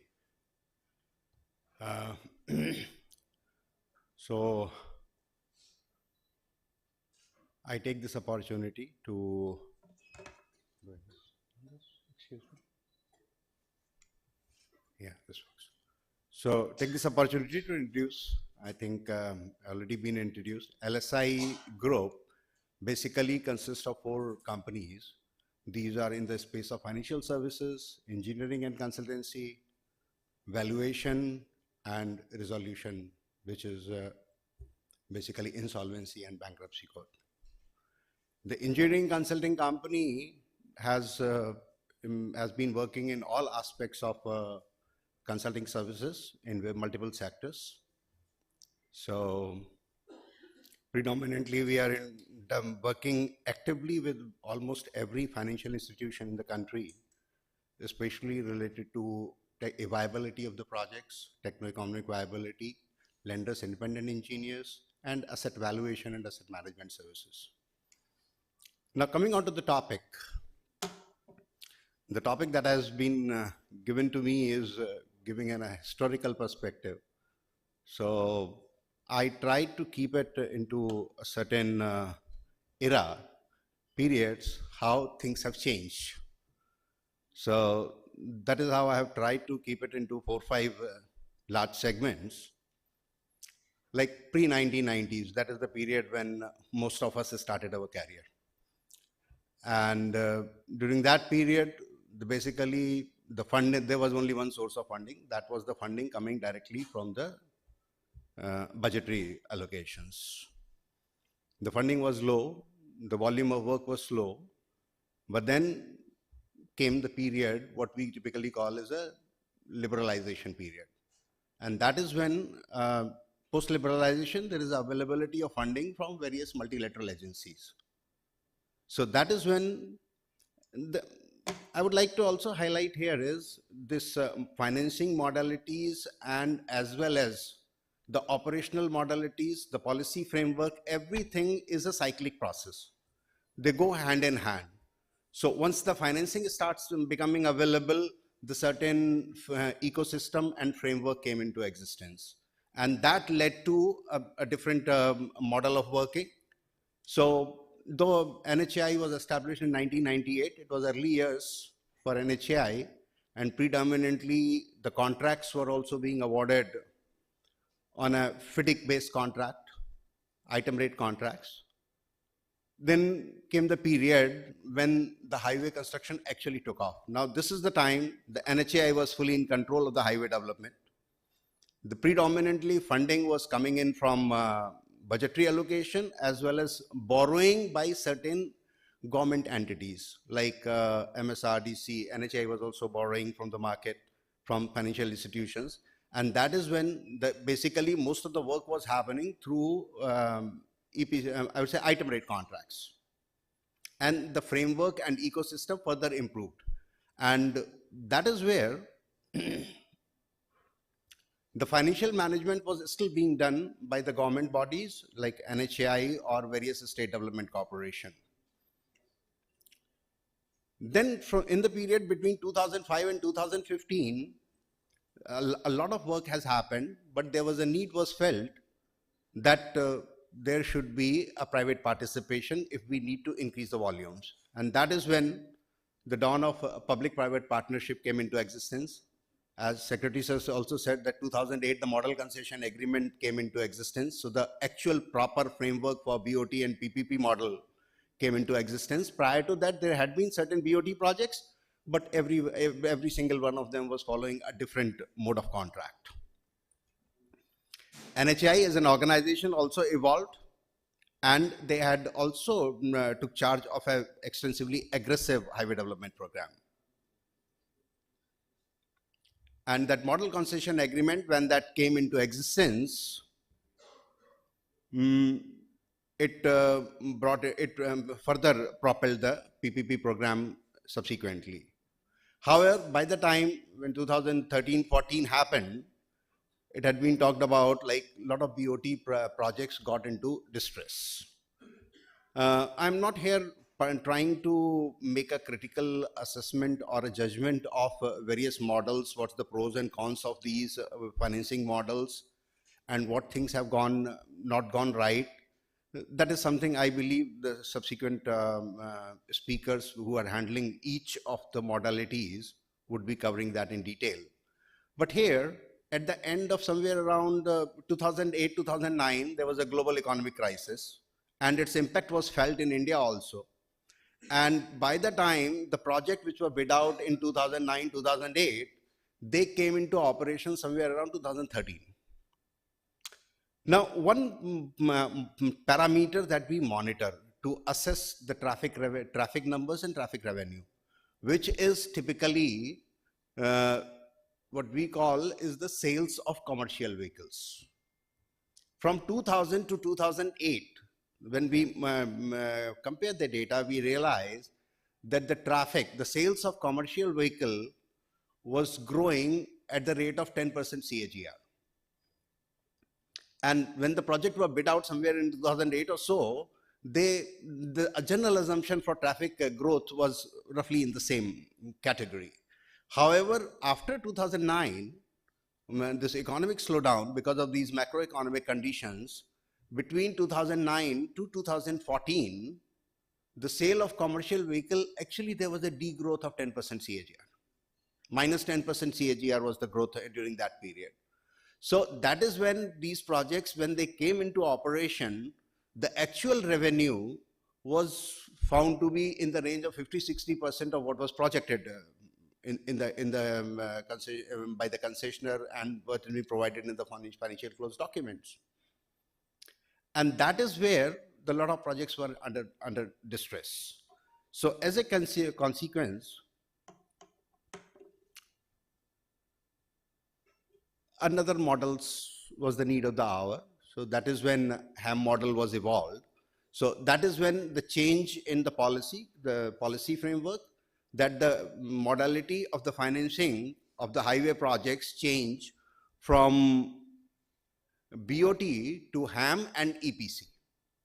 Now EPC, prior to that, the contracts were basically the earlier item rate contracts. These were the EPC contract where the design and construction and various other responsibilities are assigned to the construction company only, the EPC contractor only. Now, these items have been HAM, as Mr. Singh pointed out. This is another reason. This is a very safe model. Another reason why this change was considered necessary was the revenue risk and construction risk. Now, these risks are entirely of different nature. So, predominantly most of the BOT companies who had been operating as a BOT concessionaire in the period between 2005 to 2015 were predominantly the construction companies. And their strength was not to have a long-term financial management bandwidth. And that is where they face the problems. Similarly, so when this system was changed, so what actually happened, the way I look at it, the BOT model was divided in two parts. One part, construction side, where the construction risk is only the risk taken by HAM concessionaire, while the revenue risk is taken by the TOT team, where these are the investors who actually look to invest for long-term investment. And predominantly, as it has been pointed out, that most of the investors who are into TOT either are the large players or are the organized or are the institutional investment funds like private equity funds or pension funds, whose cost of capital is relatively low. And they are in a position to take this forward for a longer period of time.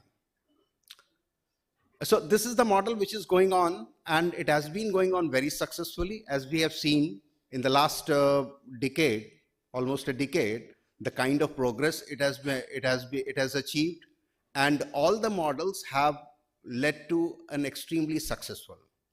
However, when we look at the national infrastructure pipeline and the targets that are required to be taken up, it is again felt that limiting to these financing models will still not be adequate. And that is where there is a thought process like where would we be looking forward going forward. So it has to be a combination of all possible funding operations, because the targets and the growth targets and the amount of investment that is required to carry out into highway construction in India is going to surpass everything else which has happened so far. So it has to be a combination of all the budgetary support from the government, multilateral funding, private PPP through private funding either by way of HAM or by way of BOT projects, the private borrowing in HAM and PPP, monetization of post-construction assets which has been constructed under EPC using government funding, and that monetization can also happen by multiple routes. That is, things I've already talked about. TOT is already in place, InvIT is already in place, and then another model which is securitization of a specific SPV or a specific set of assets directly by the funding agencies. So these are the various models which are going to happen.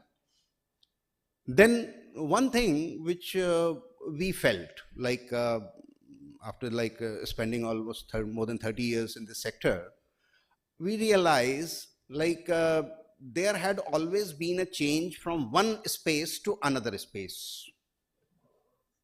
It has not exactly been looked at. Like when the BOT was happening, there was hardly any projects which were coming on EPC model.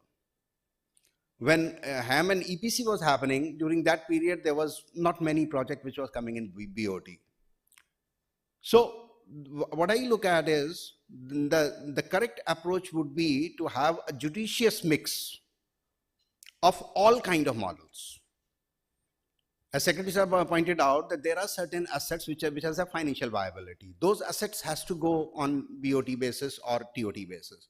The assets which doesn't have financial viability but have an economic viability or a strategic importance, these has to, or a social viability. So they have to be funded by alternate source of funding.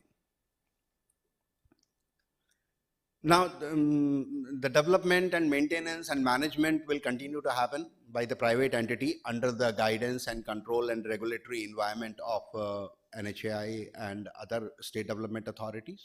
In fact, as a matter of fact, in the last few years, various state development authorities have aggressively taken up highway development in various states.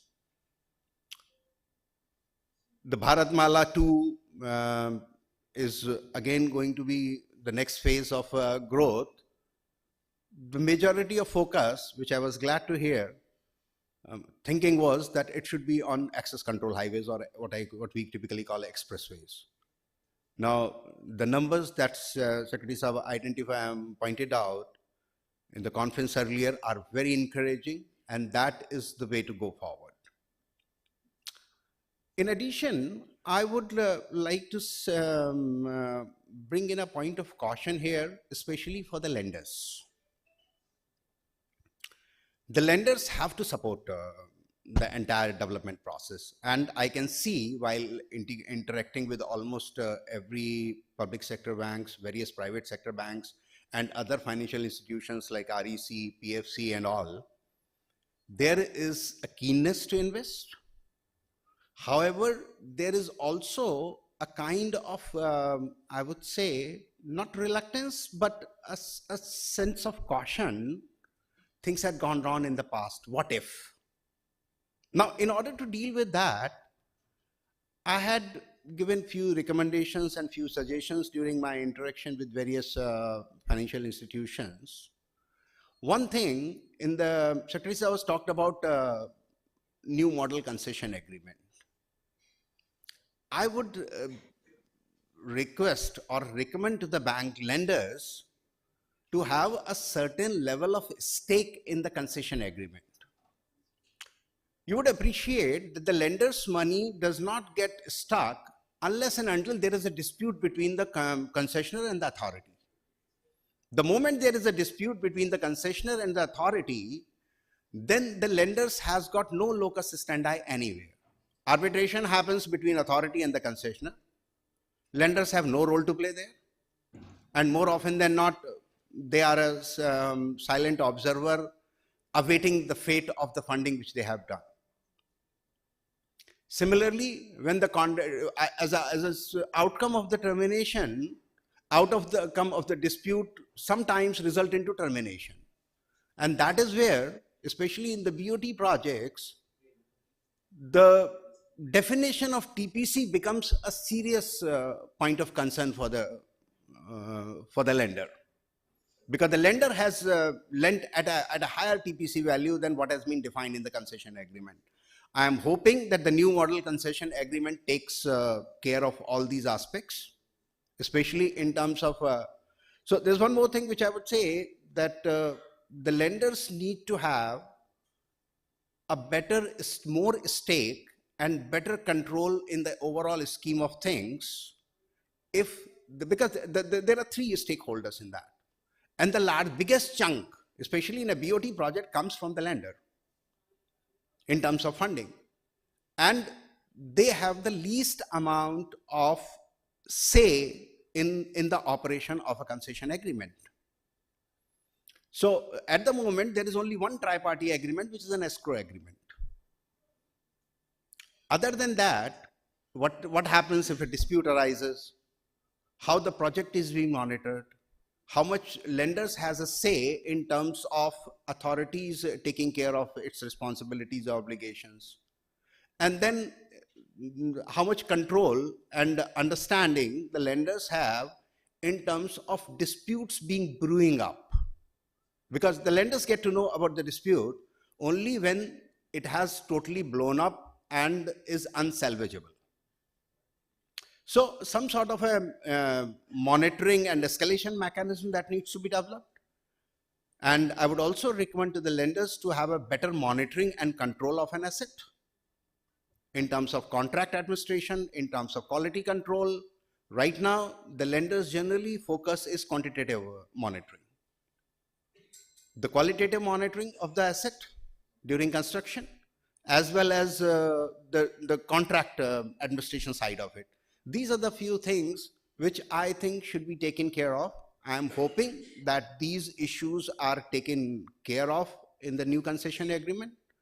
If it is not yet finalized, I would request all large institutional investors and financial institutions to take it up with the ministry, take it up with Anurag sir, and see how their interest has been taken care of in the new concession agreement. Thank you very much.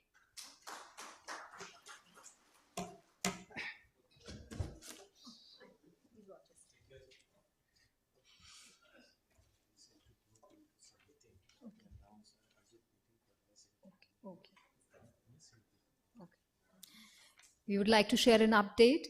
The CMD of REC Limited, Mr. V.K. Devangan, has had to leave the conference due to an urgent meeting being called in the ministry. He is likely to come back as soon as he gets free and be with all of us. And I would like to invite Mr. V.K. Singh, Director Projects, again to facilitate our speaker, Mr. Trivedi, who just spoke and gave his presentation on the historical perspective and evaluation of road sector financing modalities. Thank you so much, Mr. Trivedi.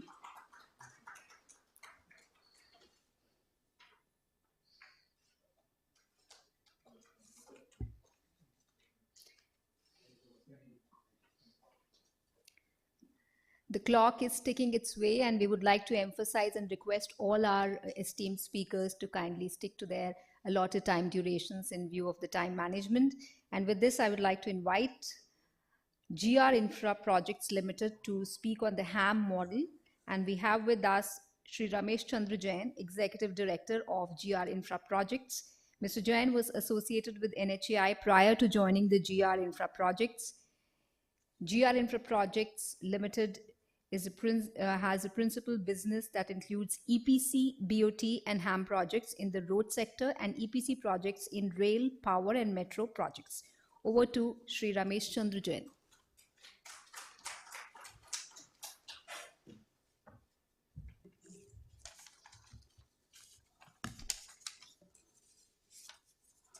Good evening all.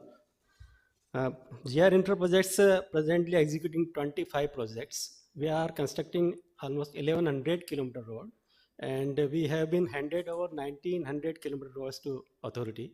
Presently, our exposure is 28,000 crores, and our main lenders are nationalized banks, and exposure is around 23,000 crores. And our rating is AA plus from the various institutes, CARE, CRISIL and others. And we have a track record of executing projects ahead of schedule, and most of the projects we are executing with bonus only. So presently I am handling 24 projects. Out of 24, 22 are in HAM model.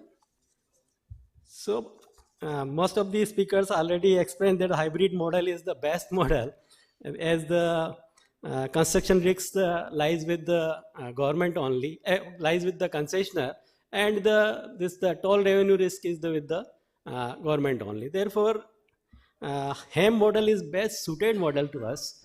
But since Secretary Sir and Ashish Sir told that we are going for the BOT model, so there is one threat in BOT model, which is that since we are expanding highways like anything, then certainly there will be the cases of disputes, diversion of the traffic, and concessioner will come up with their claims. So at the one stage, we are trying to reduce the arbitrations and claims, but at the same time, if we are going to switch totally on the BOT projects, then it will be raising the lead to the raising of the claims also. But in HAM model, when government is giving 40% help during the construction period, it can be reduced. It can be reduced to 10%, even 20%. But so far the toll revenue is the risk lies with the government, then there is no threat to the concessioner. And for the developer point of view, there is only risk for the construction and maintenance of the project. So in my opinion, as a developer, HAM model is the one of the best model. So I will request authority to keep it up. And since we are executing the highway projects and in HAM model, there are certain issues which requires resolution from the authority side. most of these are during the course of the construction only.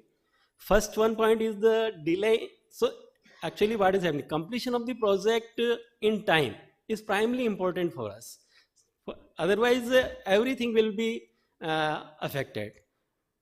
First one is the delay in mobilization of the independent engineer. We have been given 150 days for the financial closure, and authority has to appoint the independent engineer within the 60 days of the agreement. But nowadays what is happening, that there is a delay, considerable delay in the appointment of the independent engineer.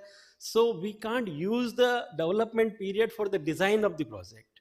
Otherwise, if development period is available to us, we can design the project and start the project in time. So deployment of the independent engineer is the primarily important for us. Second one is the completion period of the project. Nowadays what is happening, most of the projects are given 2.5 years.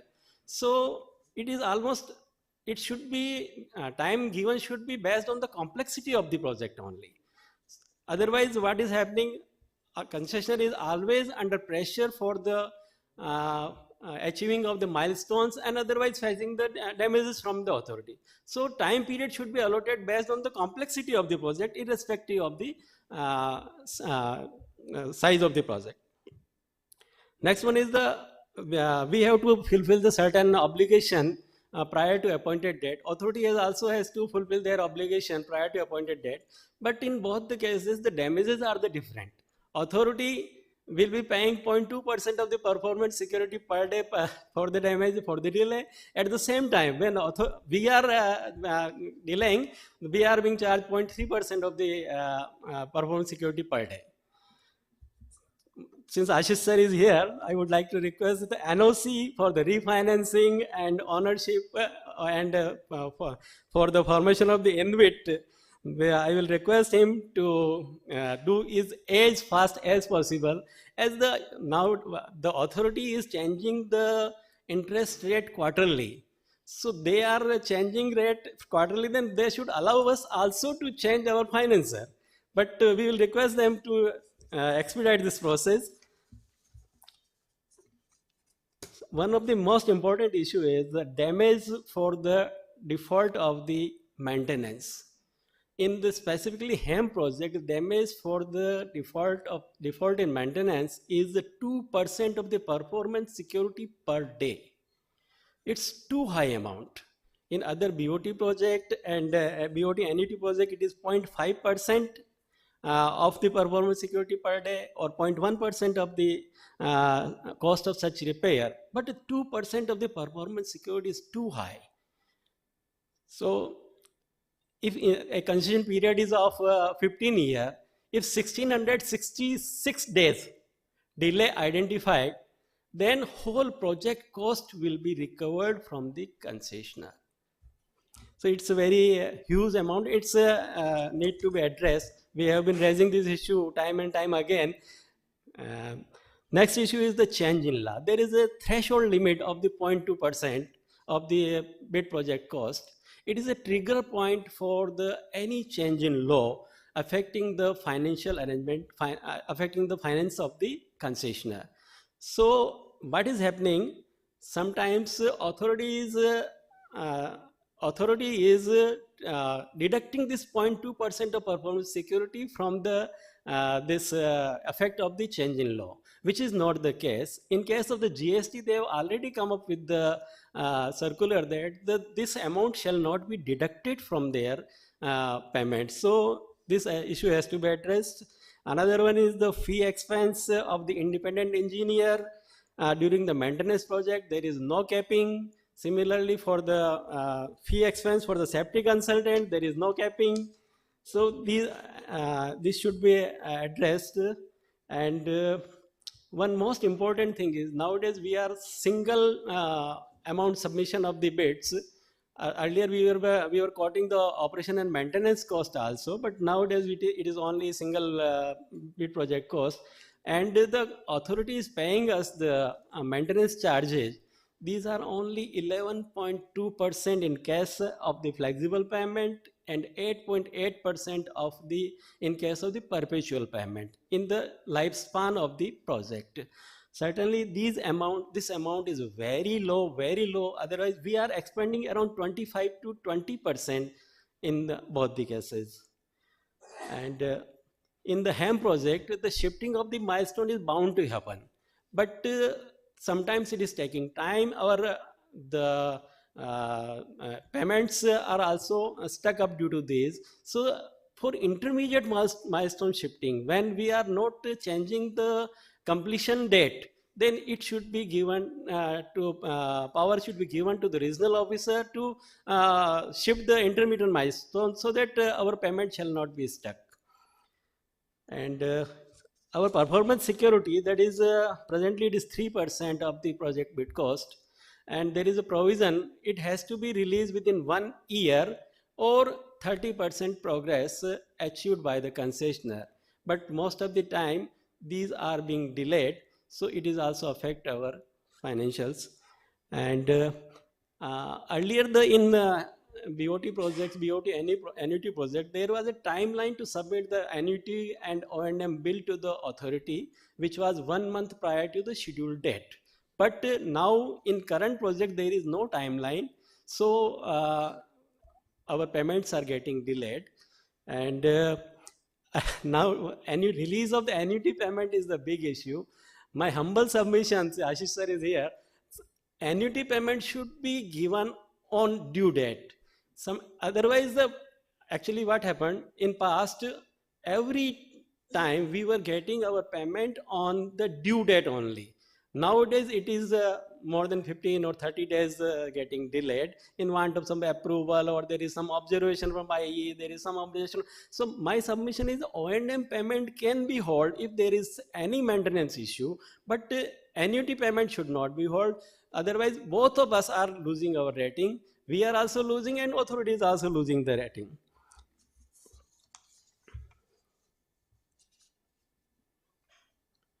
Similarly, we are bound to complete the project, whatever land we have been handed over within 182 days of the appointed date. And there is provision that if we complete that work, then they will issue the completion certificate. That will be the commercial operation date, and the concessionaire shall be entitled for the getting the full annuity and full O&M payment based on the project-based cost. But either they are not finalizing the scope of the project at 182 days. Our submission is either you reduce the project bid cost on that day only, or otherwise if they are expecting us to complete the project during the completion period, or when they provide the land, encumbrance-free land to us, then it's okay. Then they should give us to complete annuity and complete O&M period. O&M payment, I mean. And one more issue is the valuation of the change of scope. Without change of scope, we can't execute any project. There is certainly their COS will be coming. Then the estimation of the COS is the big issue. There is no rate specified in our contract, but always while valuation of the COS, they are authority referring the schedule of rates prevailing in that area, and then applying the discount whatever we have offered while submitting the complete project. My submission is this: when we are bidding the complete project, there are certain things in our mind, there are certain scope in our mind, and based on that we submit our bid. But for certain additional work, this discount should not be applied while valuing this change of scope. And regarding the reduction in scope, if it is in small in amount, then there is no issue. But sometimes it is are around 100 crore, 150 crore. So then we are also losing our profit loss. In BOT project, in BOT NDT project, there is a provision to pay 80% of the cost, 80% of the valuation of the reduction in scope. But this is not in our case. In HAM project, specifically in HAM project, it is not available in present MCA, and they are reducing our project bid cost drastically. Suppose there is a reduction in 100 crore amount, then they are reducing it around 130 crore. So our whole financial arrangement get messed up. And one more important issue, this transmission lines are included in our scope for the shifting. Earlier, the authority is used to pay the this revenue loss shutdown charges, supervision charges, ROW charges, everything. But nowadays, what is happening in the recent MCA, it is mentioned that the authority shall pay only the supervision charges. But there is no clarity about who has to bear this ROW charges, who has to bear the revenue loss, who has to bear the shutdown charges. And these are very significant, not small amount. Suppose shifting charges are around 2 crore only, but shutdown charges may lead to around 10 crore, 15 crore. Even we can't anticipate such amount at the time of bidding. So my humble submission is the authority should own these charges. Either if we deposit, then they reimburse us to on actual basis, or otherwise, as earlier the authority used to pay these charges to the service department, or allow service department to shift these works in case of EST and high tension line. Thank you.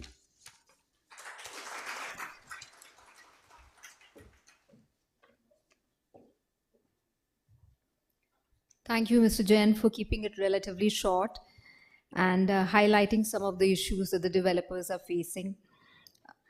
And now I would like to invite Mr. Ajay Chaudhary, Director of Finance, to kindly felicitate Mr. Jain.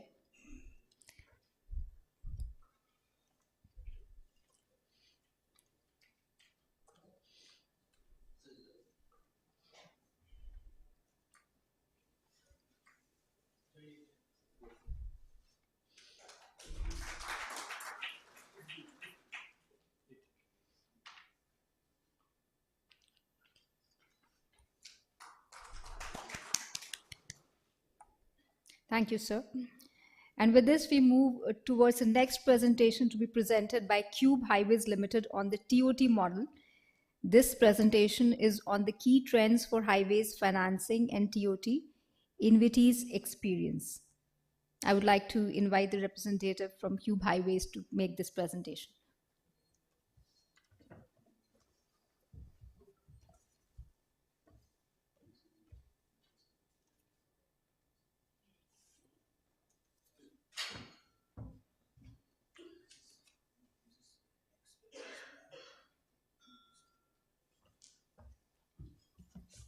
Good evening, everyone.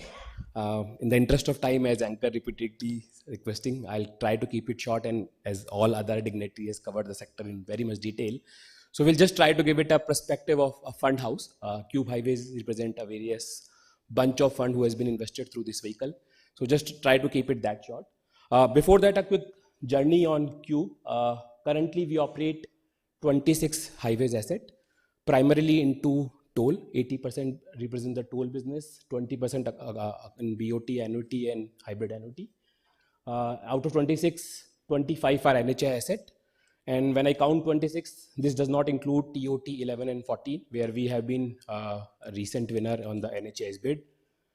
This includes 2,040 kilometer, 8,000 lane kilometer, with a balanced life of almost 21 years.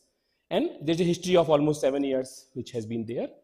We operate 29 toll plaza and present across 13 states, which kind of covers the entire country to be on a practical purpose. What has been our key focus till now? The majority fund houses which has invested in India, there has been limited focus on people and technology, and they have been dependent on local partners for operation and maintenance practices. That one thing we have tried to change in last 7 years. We started in 2014, built our own team, which are self-sustainable, can do construction, operation, maintenance, and has brought in a lot of technology in this country. One of the example, if I can just take, one of our concession agreement, Ghaziabad Aligarh Expressway Private Limited, there is a requirement of 6 laning. We laid down 112 kilometer in 100 hours, which is a Guinness Book of World Record. Again, totally done in-house planning, everything has been done in-house. The good part about, in addition to the execution speed, which is obviously important, what it saves is the kind of construction plan country has. This is efficient because the way this entire technology, if I can talk a bit about technology, it's a cold in place recycling. which means we mill the existing payment which is there, and use that as an aggregate with an emulsion to relay, which means the the entire wastage in this construction process reduced substantially, which is highly ENS efficient, and we saved the 1 lakh ton CO2 reduction through this process. So it's efficient from overall environment perspective, it's faster, and obviously it's cost efficient. The accolade was recognized by the Ministry of Road Transport and Highways, which is Mr. Gadkari, and then Prime Minister Office itself. So I think that's the key strength which Cube Highways brings in. If I talk about some of the high sector thing, again, it has been covered in detail by Mr. Singh, MoD Secretary, and other dignitaries. So I'll touch upon, I think one thing is very clear, the opportunity size is very large, be it in terms of capex, be it in terms of investment. NHAI has been flag bearer on both fronts. Almost 20 to 25% of investment as well as monetization, NHAI has been delivering on. And especially on the monetization bit, I think there has been no comparable what NHAI has delivered in last 3 to 4 years. So that's one thing which is clearly established. And if we see the growth path, 22 to 52, the opportunity remains same. Our expectation is that this opportunity will be as large as 3.5 times in next 30 years, both on commercial vehicle as well as passenger vehicle. This journey again, many dignitaries has talked about, but if I just set the context, what has happened 2000 to 2009, this entire PPP model came into picture. Many BOT project went wrong because of wrong traffic estimates, land acquisition or whatever issue. NHAI or MoRTH came into picture. They took the responsibility of execution on its own. So they say that let us complete these roads through EPC, through HAM or whatever models where they take the risk, and they said developers will not take the market risk. They will construct these roads and monetize through different models, be it TOT, be it InvIT.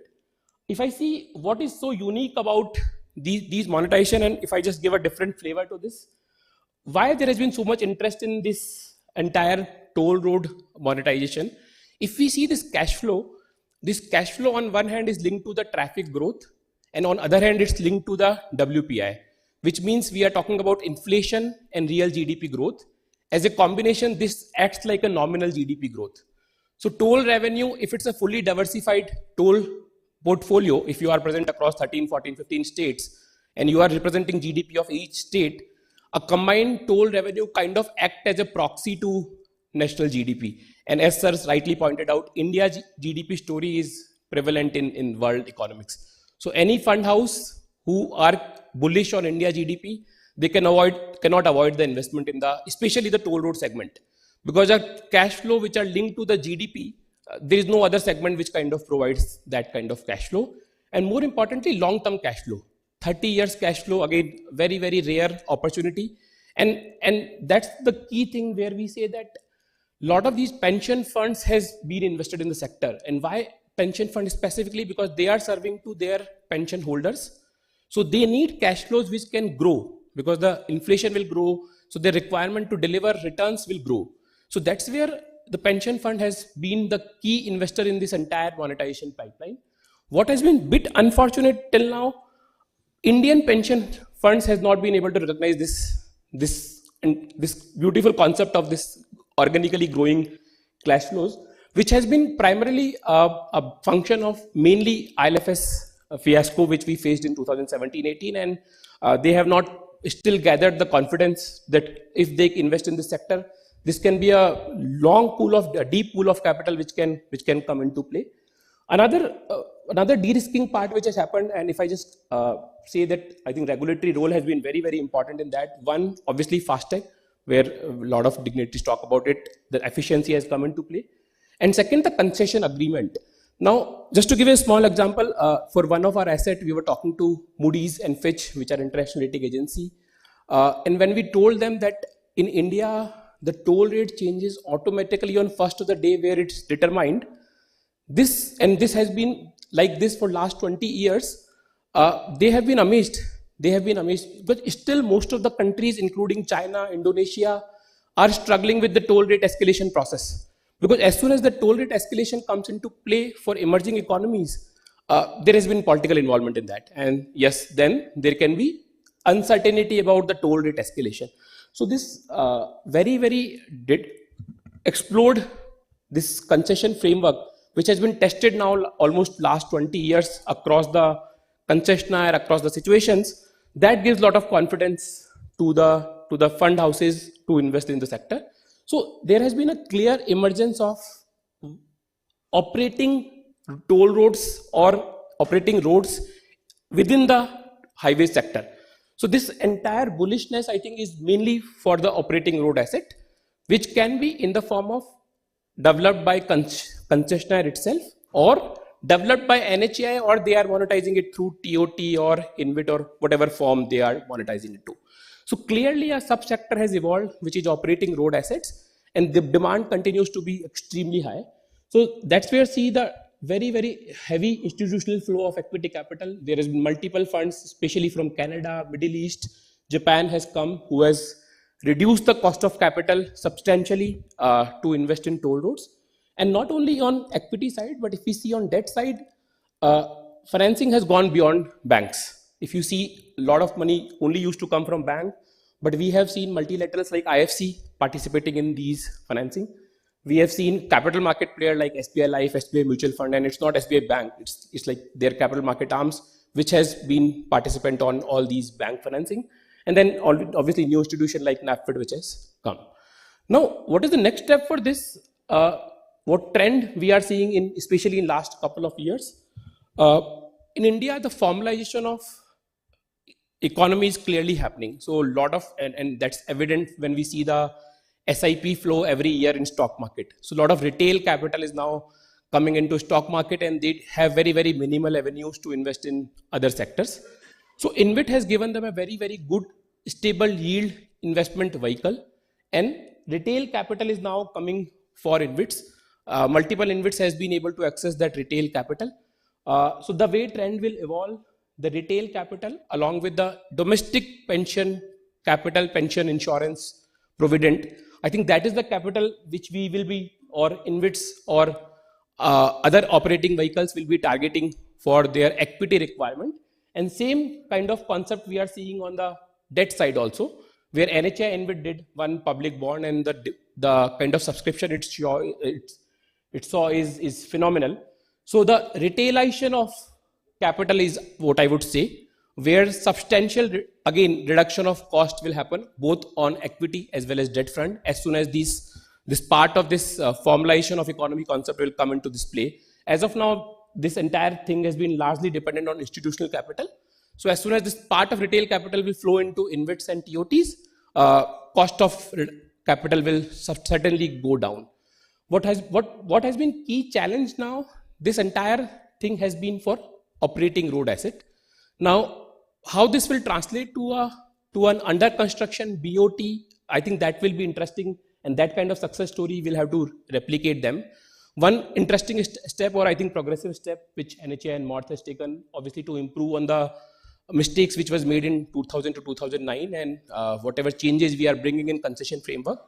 But as of now, the demand both on equity as well as debt front has been very limited, especially on the toll road under construction assets. So I think that is the belief which we'll have to bring into investors and as well as lenders, that under construction toll road can be as risk-free as, or might be with a slight risk premium compared to operating toll road. I think when we go there, and that's where the cost of public financing of infrastructure will go down, and in a country like India, where, as Sir said, 65% of public infra is still funded by government, it has to come down. Otherwise, there's a significant spread or risk premium between under construction road and operating road. And developer who are taking those under construction risks will get the benefit of those. So there's an alpha which are there, which ideally should not be that high. Once we generate that confidence on private capital for this under construction asset, that alpha or that spread will come down and will benefit overall economy from overall perspective. I think that's all from my side. Thank you.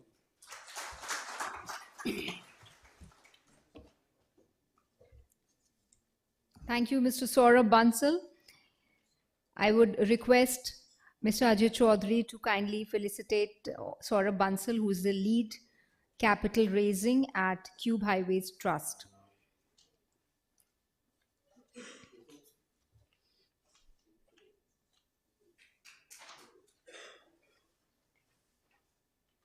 And with this, we move towards the last but not the least presentation of the conference, which is being done by Ashoka Buildcon Limited.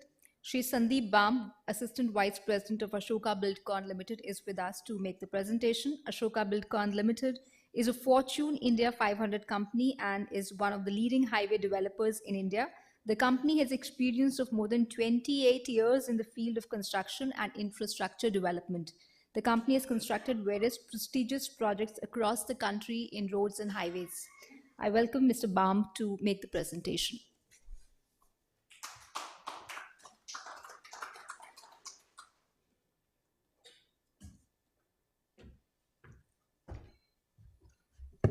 Namaste everyone. I think it's already late, but you will bear with me for at least, I will not take more than 10 or 15 minutes. That is the timeline what has been given to me. Before I just start, I will just run through a small glimpse of Ashoka story. These are our main promoters, Mr. Ashok Kataria, and he's there, Mr. Satish Parak, our Managing Director, Sanjay Londe, our CEO. These are the three pillars who have started this Ashoka Buildcon Limited, and the company has grown over the period of time. Mr. Ashish Kataria, son of our chairman, the second generation, has also joined the business, and Mr. Paresh Mehta, CFO of the company. He is there. All these people are associated with the organization, not less than 30 years, everyone is there with the organization. Company has been there since 1974. It's a 45 years old company, which has started with a partnership firm, grown over there. The order book present is more than 15,000 crore. There are more than 10,000 plus family members, though we are operating in a various group companies, firms, but we still live it as a single family. We have completed 9 HAM projects out of our 11 projects which are there, and we are very proud to say that we have been completing much of the project. Even there are concerns with the land acquisition, which already GR has already explained, Jain sir, but still whatever the land is made available, to that extent we are able to complete it and get the PCODs for the project. I think we are one of the company who has got the first BOT project. We got the first BOT project, it was in 1996 when our Honorable Minister Nitin Gadkari sir was PWD Minister in Maharashtra.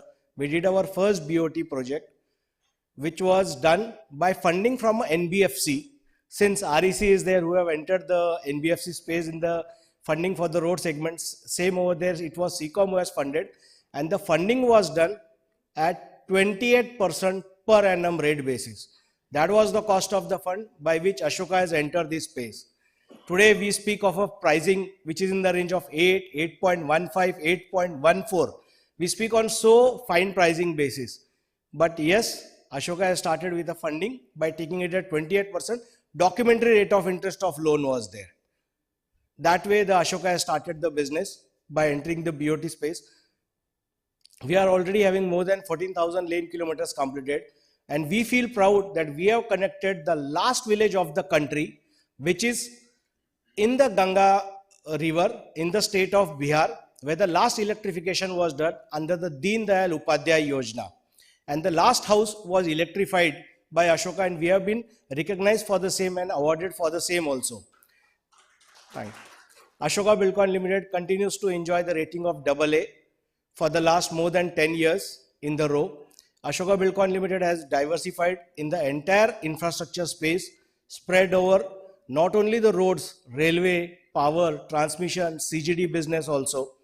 So all these sectors are there where we enjoy. Our geographical footprints, we are present. Sorry. How can we go back? Yeah, sorry. Thank you. I just explained the journey, and since we have been speaking for the late executions of the projects and all those things, but again here to say Ashoka Buildcon has entered into a Limca Book of Record for completing the bridge in record time of 38 days against a planned time of 12 months. The bridge is still continuing over there. The bridge was constructed in 1999 and the bridge is still running. It was near to the Pandharpur, the pilgrimage city in Maharashtra state. Even on the road safety, since we are there who are doing much of the problems, we say that we are constructing roads which are for the benefit, but as road are made, the speed increases, the vehicle speed increases, and still there is a lot of knowledge which is yet to be imparted to the truck drivers who are there. And we feel proud that we have imparted the highest safety lessons to the truck driver, and that has been recognized even by the Guinness World of Record. That is also continuing with the Ashoka Buildcon Limited for the last 5 years for imparting the highest safety lessons. This is our latest project, Mopa Airport Link Road, which is being constructed in Goa, where the pillars are being constructed, which are record high periods. We even get recognized for constructing the EPE road for in the capital city of Delhi for the reducing the congestion, which was being monitored by the PMO office. And here we completed the railway overbridge, which was to be done in a record time with the approval when we got. This was a time when there was no railway designs which were properly approved. And every developer would come to know that road तो बन जाता है पर railway का bridge ही नहीं बनता है, पूरा PCOD आ जाता है प्रोजेक्ट का, पर वो ब्रिज बनते बनते बनता है, तब तक ओवररन होता है, फिर हम लेंडर्स के पास जाते हैं, सर और पैसा, तो लेंडर बोलता है मेरा तो सैंक्शन लॉक हो गया है. So here a much new development has been done by NHAI also, that they have approved some 5 drawings. If it is that 5 drawing from the railway, you don't need to take, you just tell them that this is the drawing and you will be going ahead with the construction of the ROB. This is a much good initiative which has been done by NHAI, which was a very big point for every of the developers and even lenders at the thing. Project कब खत्म होगा, कब revenue आएगा, कब COD आएगा. That was again a concern over there. And this also helped in reducing the O&M expenses for the project. Even in Ashoka, we had constructed the 8-lane extra doors cable bridge. You know the Bombay-Worli ceiling. That is a 4-lane bridge. We have constructed the 8-lane bridge in the Gujarat, that is on the Delhi-Mumbai Corridor Expressway. This is our marquee clientele. We have worked with each and every clientele. Since in paucity of time, I will just running fast. This year, we have been given the Most Admired Company Infrastructure Sector Award by Times Group. And since we are discussing from the REC point of view, these are our main pinpoints which we would request REC if they can address is. These are very small concerns which are there, which many of us would have been finding the same. But looking at the project side, we may be going forward on it without paying much heels and attention to it. Thing is that there is always a escrow banker which is appointed for the project, and normally it remains the lead banker. And if something pain point happen in the project, the pulling of the funds takes place at the escrow banker and at the main banker. Request would be there if that can be a neutral agency for the entire benefit of all the lenders. Even security trustee, now you look at every of the banker, every banker has got a security trustee. These are small agencies are there. But they become a pain point when you want to do a refinancing, when you want to take a NOC from them. Then it becomes a problem. Then there may be a set of liens issues which are there. So if this can be done by way of appointing a neutral agency, like for NHAI also used to do initially they used to give a toll collection contracts where the toll collection has to be deposited on a specific every day in the toll account, and every Tuesday, Wednesday, they had defined some days when you will have to transfer the funds to NHAI central account.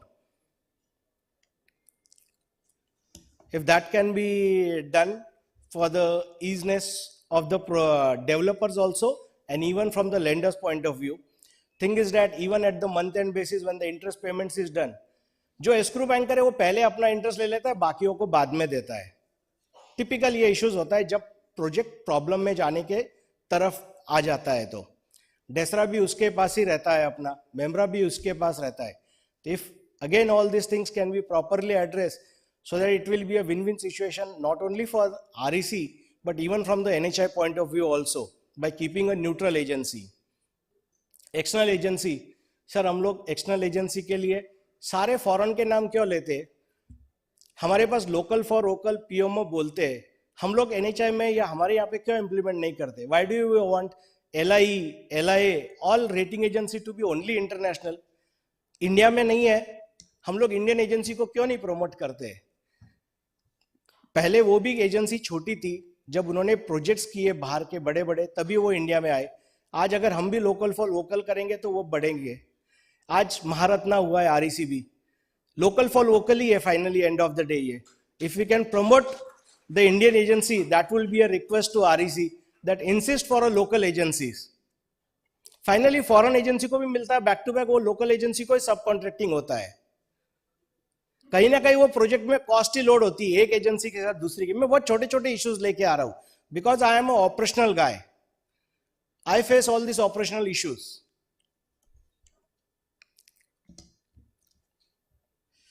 Panel interest, prepayment penalty, sir home loan के ऊपर prepayment penalty RBI ने waive किया है। Foreign में आप कोई भी loan लेने जाओ, अगर आप पे करते there is no prepayment penalty. Why do we require prepayment penalty?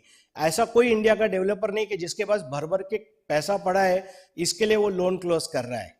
वो प्रीपे क्यों कर रहा है आपको सर? क्या उसको कहीं पे आपसे थोड़े कम रेट पे मिल रहा है इंटरेस्ट, जिससे वो कुछ पैसा बना सके।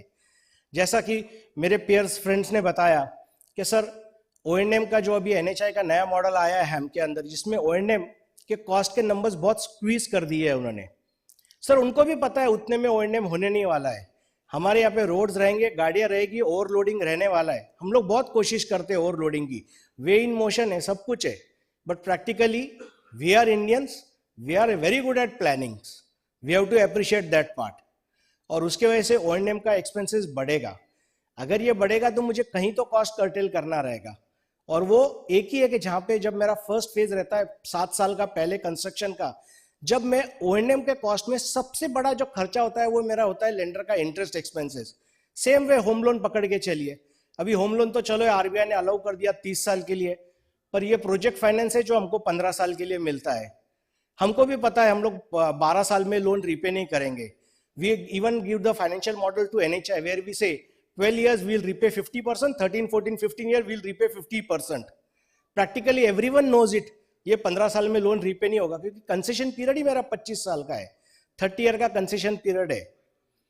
Then we again go for a refinancing. When we approach the lender, एक तो पहला प्रीपेमेंट इशू आ गया, दूसरा when we go and change the new repayment schedule, then again there is a bottleneck. As per the concession agreement it states that the original repayment schedule at the time of the financial closure shall be considered for all termination payment and that will be valid even for the substitution agreement. यहां पे lender बोलता है कि sir मेरा coverage तो 15 साल के बाद डेट ड्यू खत्म हो गया in case of concessionaire event of default. In case of authority default, political non political दो कंसर्न्स है, वहां पे मुझे इक्विटी का रिटर्न मिलेगा, but practically will that cover the lender interest? Answer is no. At least there should be protection to the lender interest for 75%. In case you are giving a concession period of 25 years, the repayment schedule initially is 15 years because of the RBI guideline for the ALM mismatch.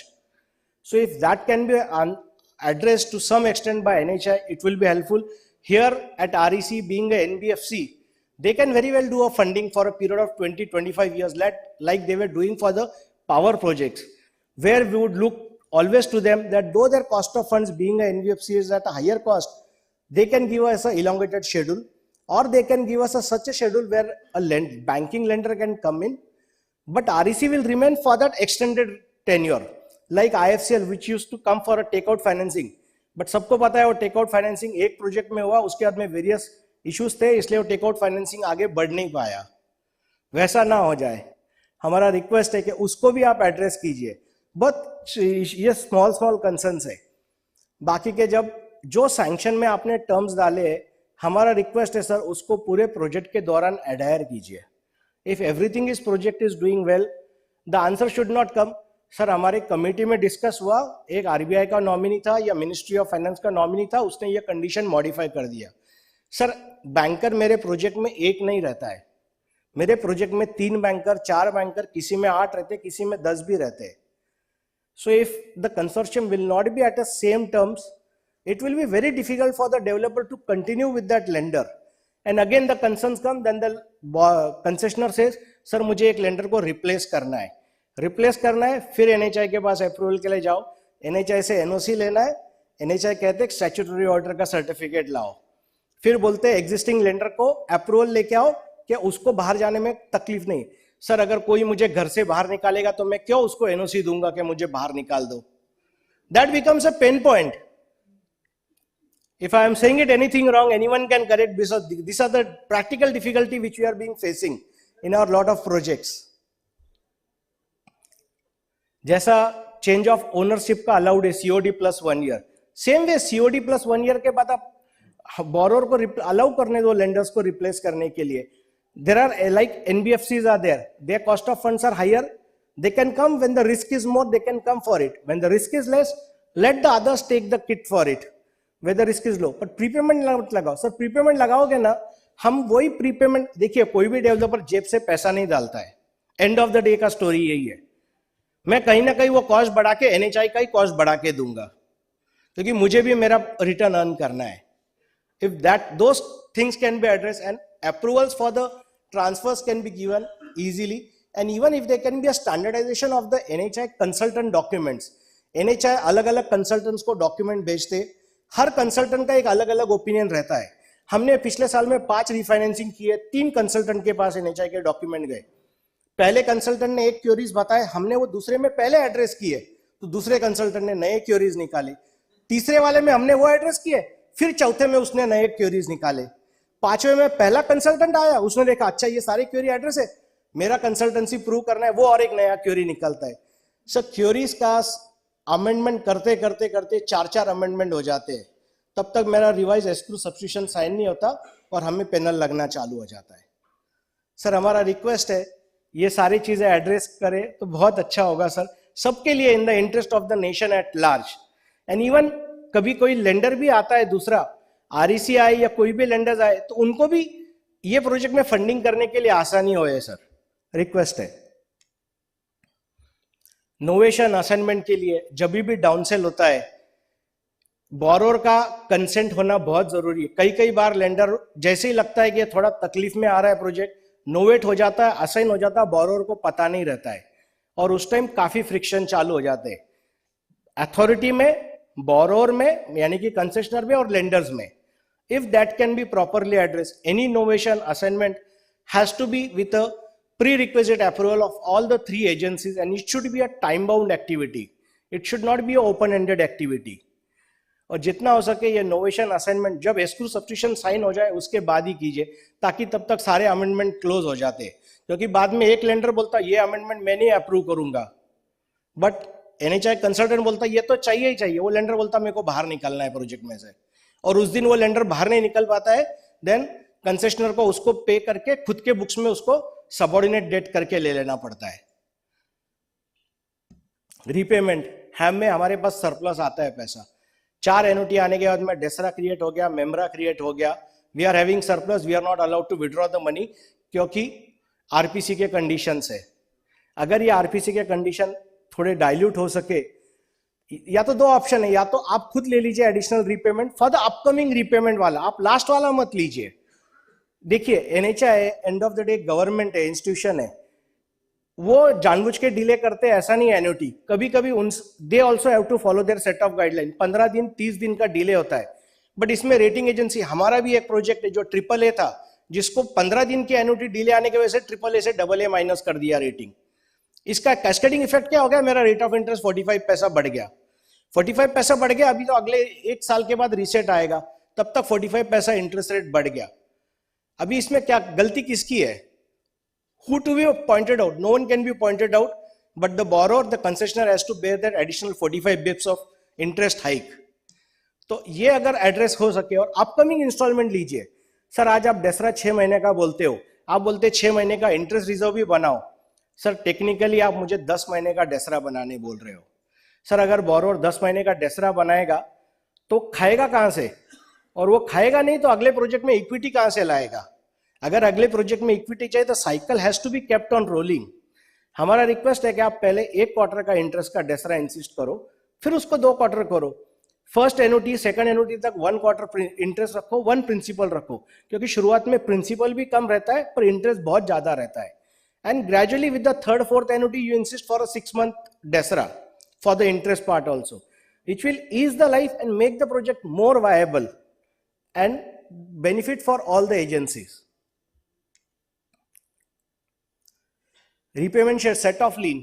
एक project का दूसरे project पे set of लीन मत रखिए sir. Lender insist for a cross default clauses which is not in the interest of the project. Finally ये escrow account है, आप कुछ भी कर लो, आप सेट ऑफ लीन का डाल के भी आप कुछ नहीं कर सकते क्योंकि escrow mechanism has to be followed, the waterfall mechanism has to be followed. Pledge 30% होता है. अभी सब बैंकर्स नया इंसिस्ट कर रहे हैं कि एनडीयू पे भी रजिस्ट्रेशन कराओ. सर एनडीयू पे भी रजिस्ट्रेशन करना मतलब 100% प्लेज ही हो गया. बोरोर को तो खर्चा आप प्लेज करो या एनडीयू करो, दोनों तरह से सरी का खर्चा आता है स्टैम्प ड्यूटी का. Different states have different stamp duty.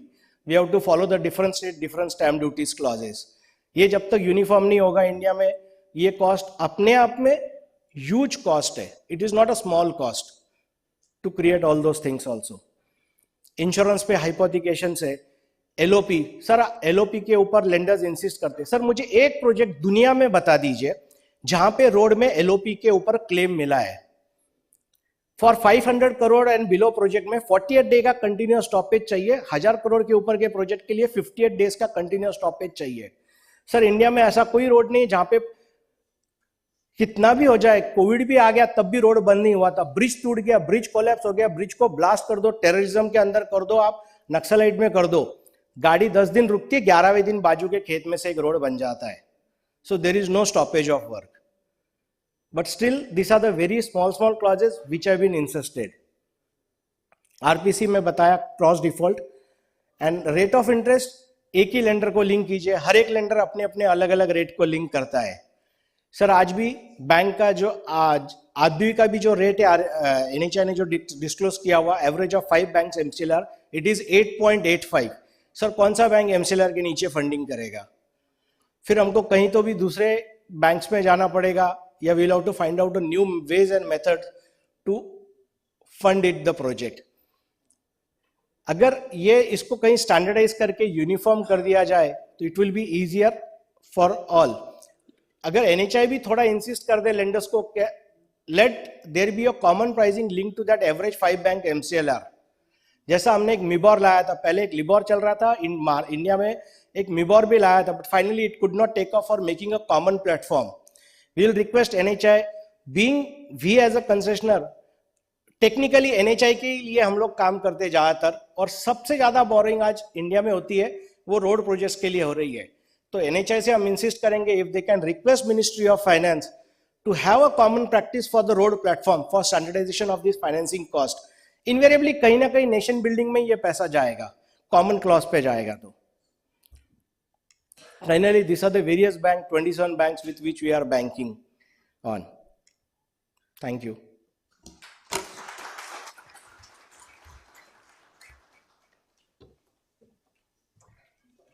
Thank you, Mr. Sandeep, for a very candid presentation and highlighting the operational issues the developers are facing. And with this, I would like to invite Mr. V.K. Singh again, Director Projects of the REC Limited, to facilitate Mr. Sandeep Bam.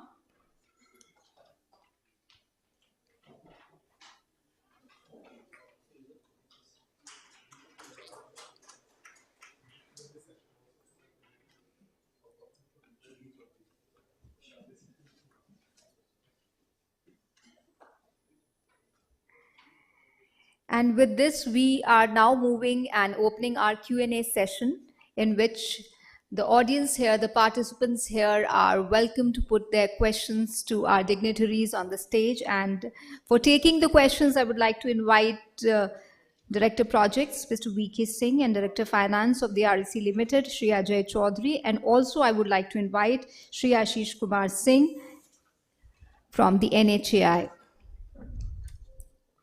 The idea of this session is to facilitate an open dialogue. Mr. Bosch, also please, you're invited on the stage.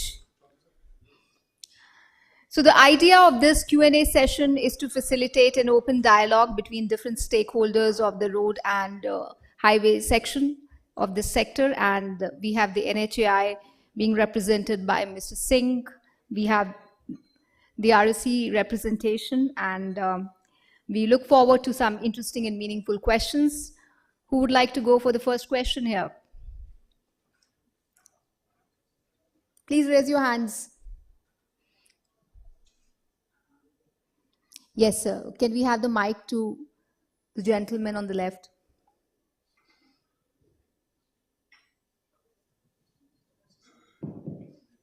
Please introduce yourself, sir.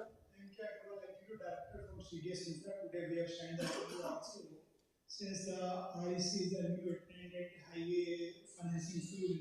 So how the REC will be different from the other players in the market? Any unique feature or any unique thing because you have bundle of various things and project-based financing, fund-based, non-fund-based, lot of things you have mentioned.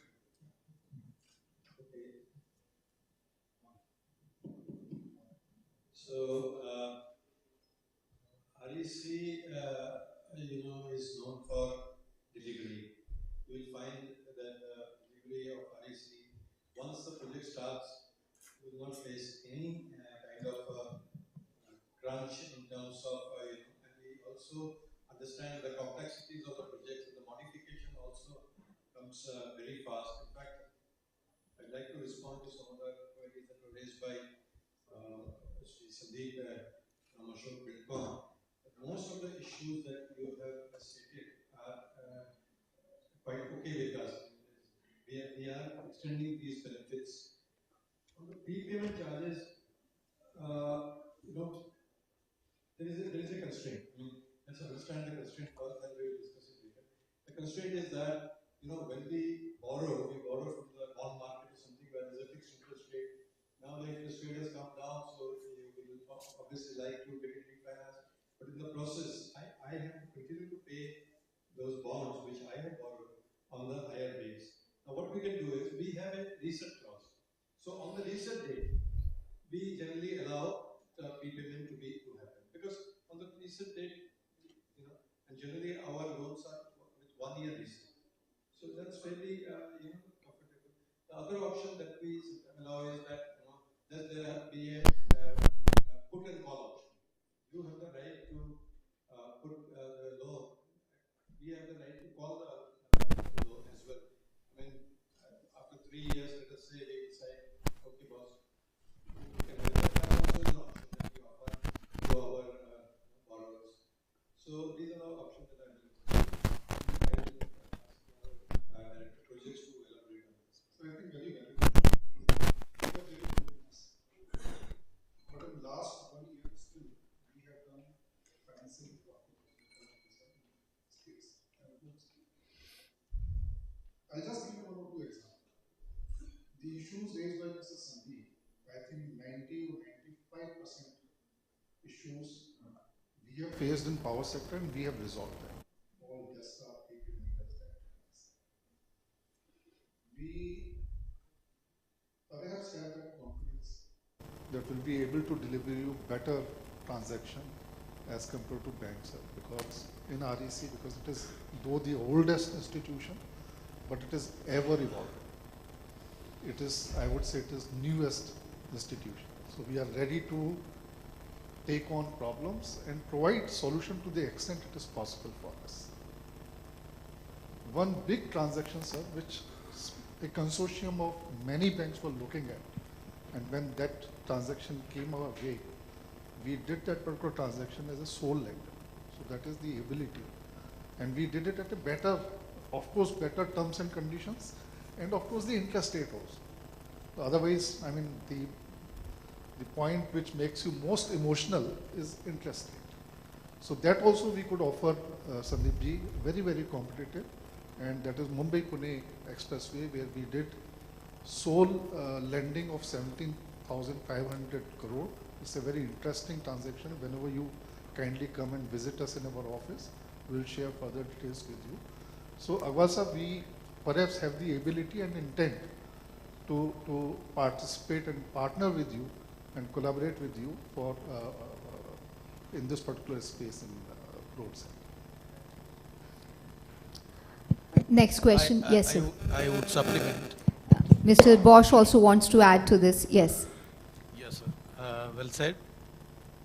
Mr. Sandeep is requests varying terms.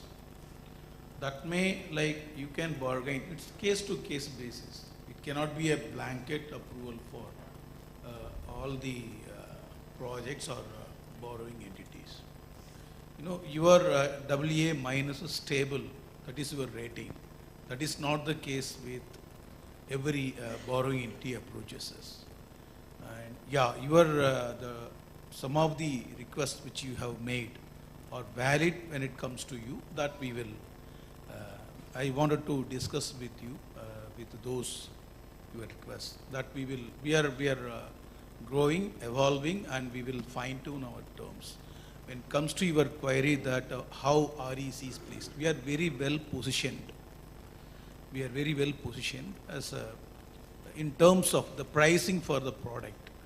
Our borrowings, given our stature, we are very well positioned to offer best of the terms in terms of interest rates and matching our terms the best in the market, and at times matching with the sole lenders terms.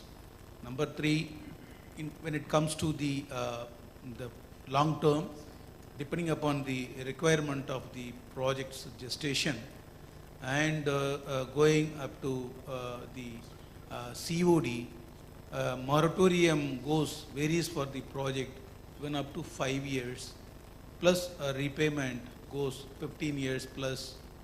So it depends to the project to project. The best of the terms in terms of one, the gestation and the moratorium, COD, upfront equity, providing time for bringing equity, and the interest rates and reset of interest rates and all. The entity appraisal team is one of the best, and it's a very solid appraisal process in place. We come through, the first and foremost thing, whoever the borrower comes to us, they do not leave us. They come, and the turnaround cycle of sanction is, say, less than 2 months. Yeah. The next question, yes. Good evening, people on the dais. My name is Praveen Sekhia. I am a director at Infrastructure Advisors. We are a niche infra advisory company. And I am attached with this sector for the last 30 years, ever since I am into the professional line. My question to Ashish sir is that we have seen the way in which this road sectors after 2014 passes to the, able to hinder the tower, and 2016 we are seeing the sector moving to a very high pedestal.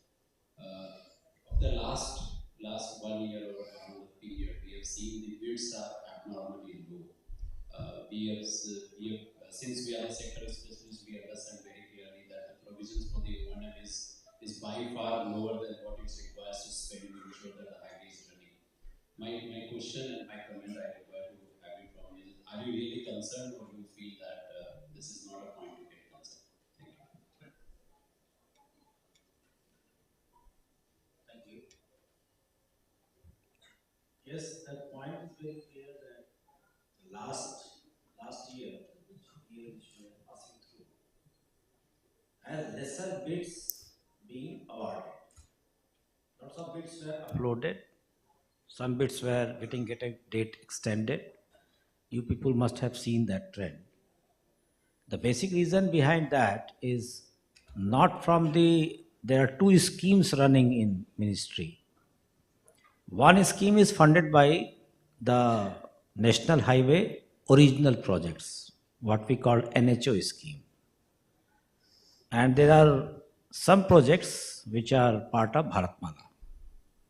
They are funded by NHI investment, if you see the budgetary document. Fund is not the problem as far as the NHI investment is concerned. That's why you can see that I have budget with me properly, adequately. That's not a problem. There is some issue that, as in initial remarks, somebody said that Bharatmala was 34,800 kilometers with a total cost of 5.35. But in another presentation, you may have seen that Bharatmala is approx reaching 10 lakh crore. And still there are 7,000 kilometers to be awarded. So you can see that there is an increase beyond the sanction. Although internally the SFCs are there, approval of minister is there, but there is some slight administrative procedure to be followed. And we are in the process of that. PIB has taken place. So unless that is not clear, that Bharatmala 1 got revised sanction or Bharatmala 1 remaining whatever available is transformed into a new sanction, the award of project is getting held up.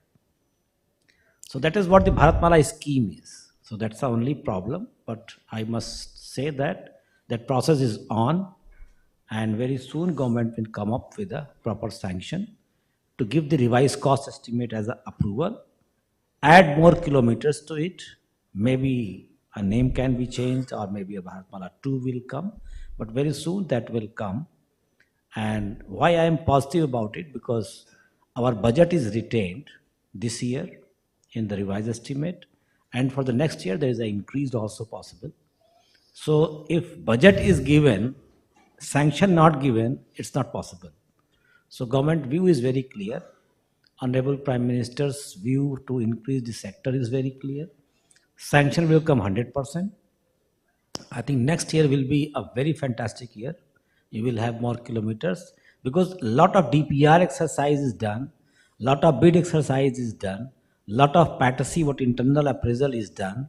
Only SFC, because of that thing for Bharatmala purpose, is little held up in between. Moment it is clear, you will have a line of projects coming up. So I would say that there is a bright light at the end of it. Thank you. Thank you, Mr. Singh, for this response. Any more questions? Yes, please. Can we have the mic to the gentleman, please?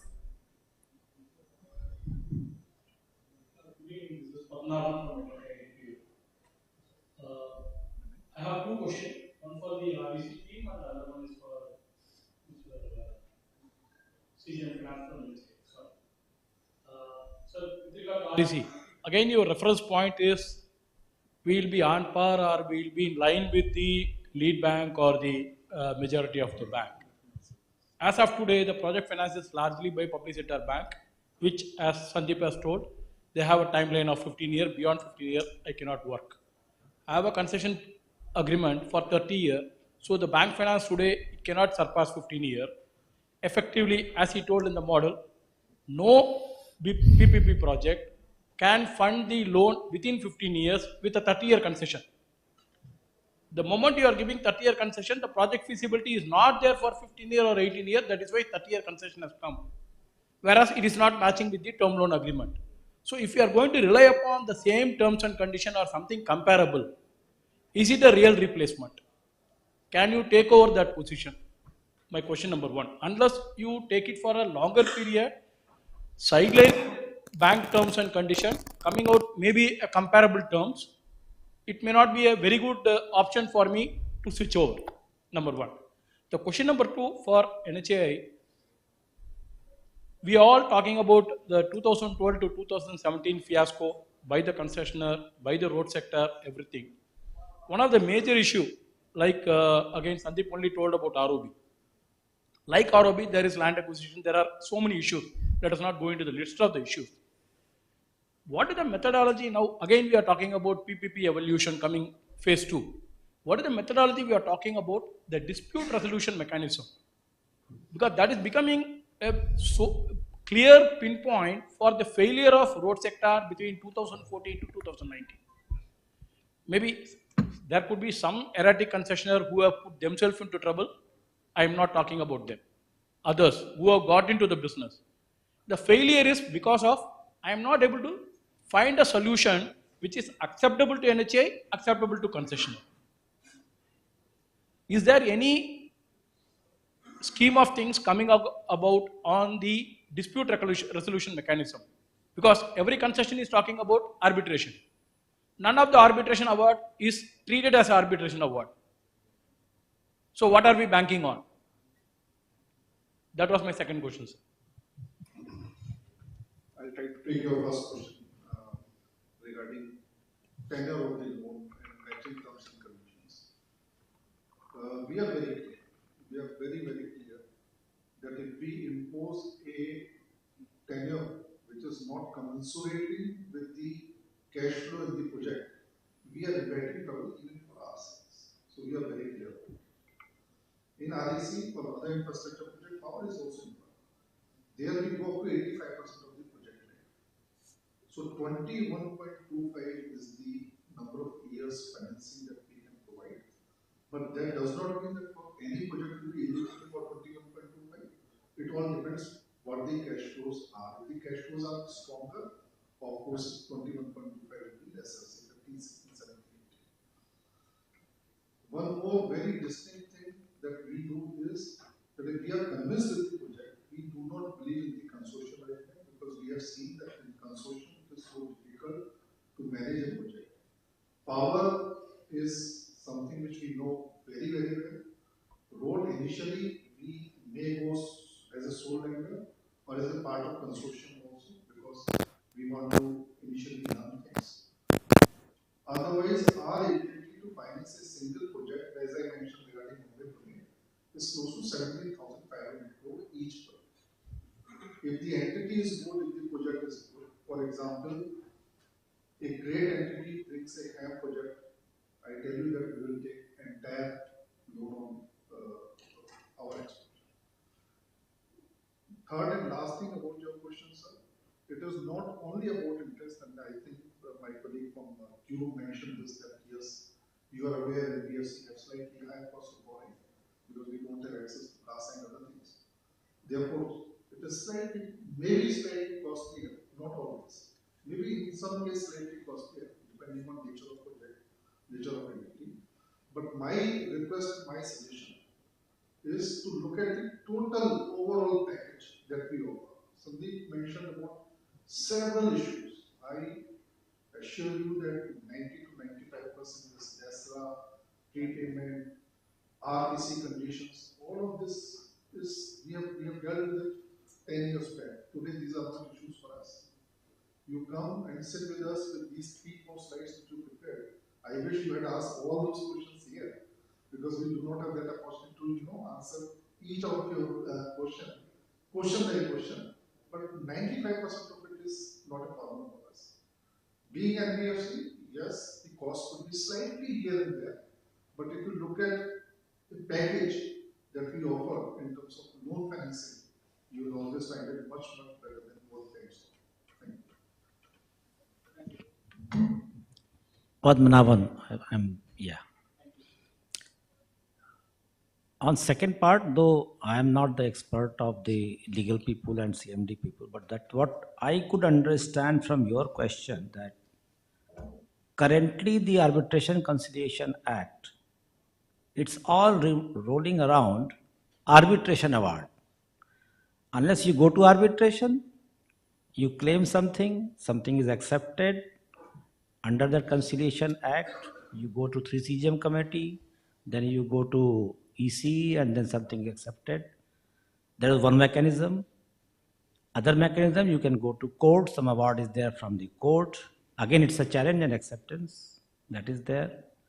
The third route is you go to new scheme which is currently being implemented, that again roaming around the decision of the court or decision of the AT award. Vivad Se Vishwas scheme part 2 getting extended to March. Now recently some move is there in the ministry that why can't the date of decision itself get extended, maybe 5-6 months, some more leverage is there. But all these things is roaming around the arbitration award or the court decision that this is the award.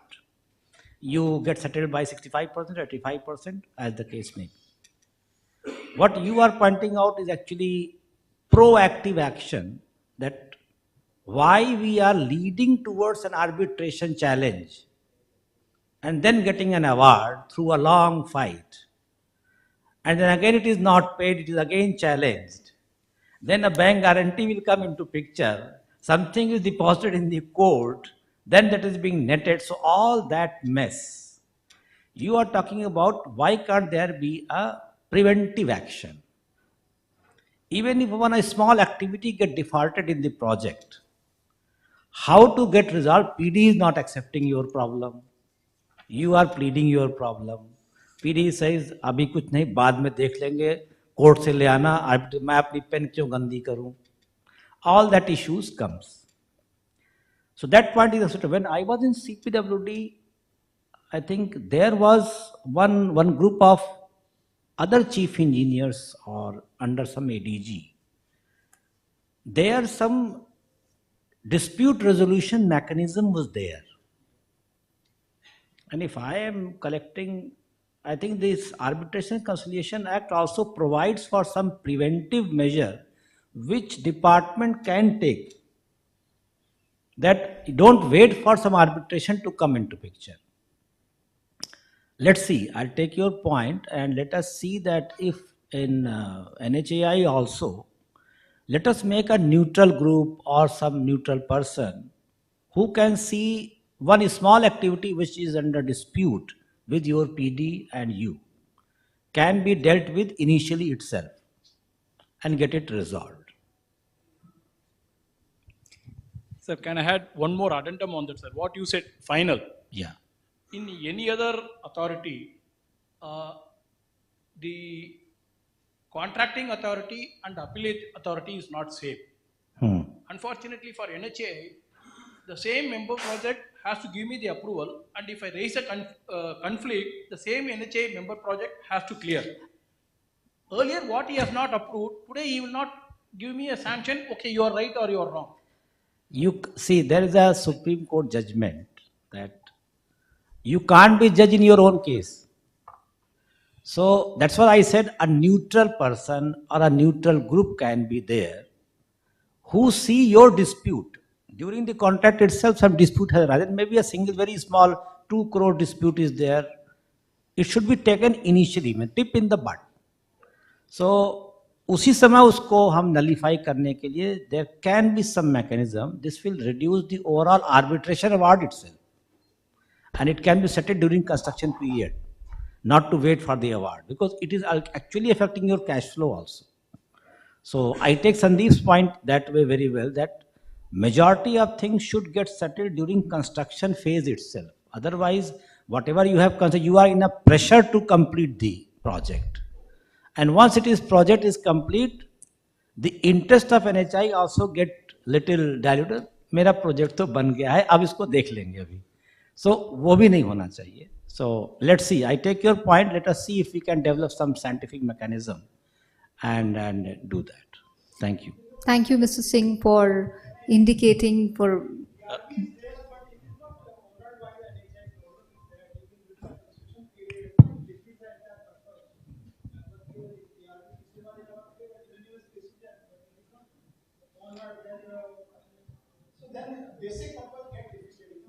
Yeah, that's what I took that point, that DRB is not getting very effective. Neutral agency has to be there. Let's see how we can make it effective. Sir, arbitration के award का payment और dispute का payment अलग रहा. अभी नया mechanism के साथ में अथॉरिटी आई है, सोल आर्बिट्रेशन के साथ में जितने भी लेजिटिमेट क्लेम्स हैं उनको आप वहीं पर सरेंडर करवा देते हैं, क्योंकि हमें कंप्लीशन लेना है, मुझे ईओटी लेना है, मुझे सीओ से अप्रूवल लेना है. आप मेरे सारे जो भी क्लेम्स उनको वहीं सीज कर देते हैं.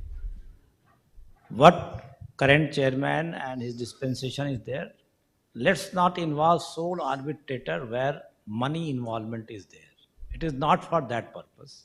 So we are not now taking sole arbitrator for anything which is having fund involvement either from your side or for our side. It is for the very general and basic purposes of contract. Sole arbitration is taken. Otherwise, it has to go to 3 CGM committee and CCI. So we are now have stopped that thing. Thank you. Next question. Yes, the lady on the left here. Yeah, hi. I'm Kusum Dixit from CI Local Venture LLP, and I have a question for IC. Is there any process going to be in place for empanelment for LI and PMA agencies for all sector? Yes. I mean, when I was saying that we agree with 95%, 5% is the condition for putting LI into place, that is not negotiable. Sandeepji, and Madam, for your question, we do come out with the tender, and somebody raised this question of local for local. We come out all the requirements kindly get yourself registered on that. Kindly also get in touch with our infra team, which is headed by Mr. Ghosh, and his other team members are also here. There are comments coming in. I think there is one particular, perhaps one current getting also going on. All of these requirements will be through JAM. So it is only through JAM? It is project specific and it is through JAM. Okay, no specific empanelment with So normally, since we are very new, so we want to. Okay, because in other banks it is the procedure. Yes, yeah. So but we are engaging project. Okay. Thank you. When?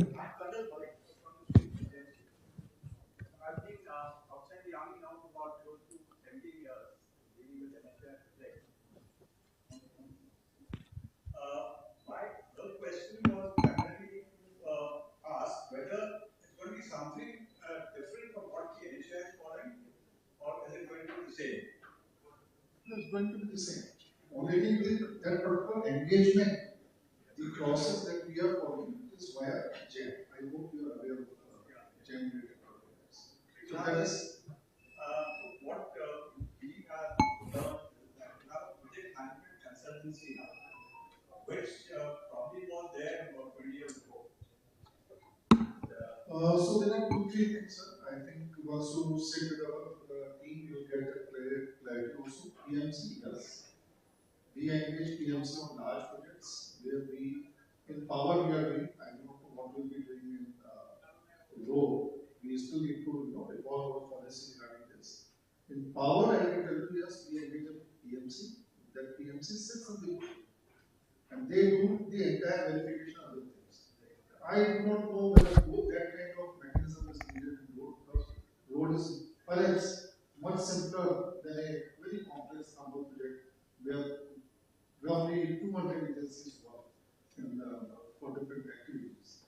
So this is going to be much simpler. We still call it PMC, again I say that because we are new, we have still not invented a new name for PMC for road. We will do that. But the requirement is more or less same as we follow. Any more questions? I think with this, we would move into the conclusion of this conference, and I would invite Director Finance, Mr. Ajay Chaudhary, to kindly make the concluding remarks and give the vote of thanks. Thank you, Madam. I'll be brief in the interest of time. So, at the outset, I express my gratitude to Secretary, Ministry of Road, Transport and Highway, and senior officials from NHI. The insight provided by the policymakers and the presentation made were quite enriching, and this will help us further in formulating and fine-tuning our financing policy. Regarding REC, as you have, it was presented, that was born in 1969, and since then, the company has grown by leaps and bounds. A detailed presentation was also made by our Executive Director, Shri Bosch. We are also actually, there's a separate vertical where we are supporting the government programs, very important government programs indeed, such as the village electrification and the household electrification. In 2015, there were at least 20 crores people who were without electricity in this country. And then this program of Saubhagya, which is called household electrification, was taken up, and this was completed in a record time. By 2019, we could complete all in the remotest places of, Arunachal and such places. When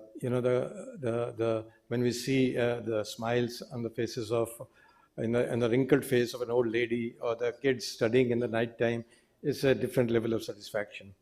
So REC has been, engaged where we have touched the lives of people.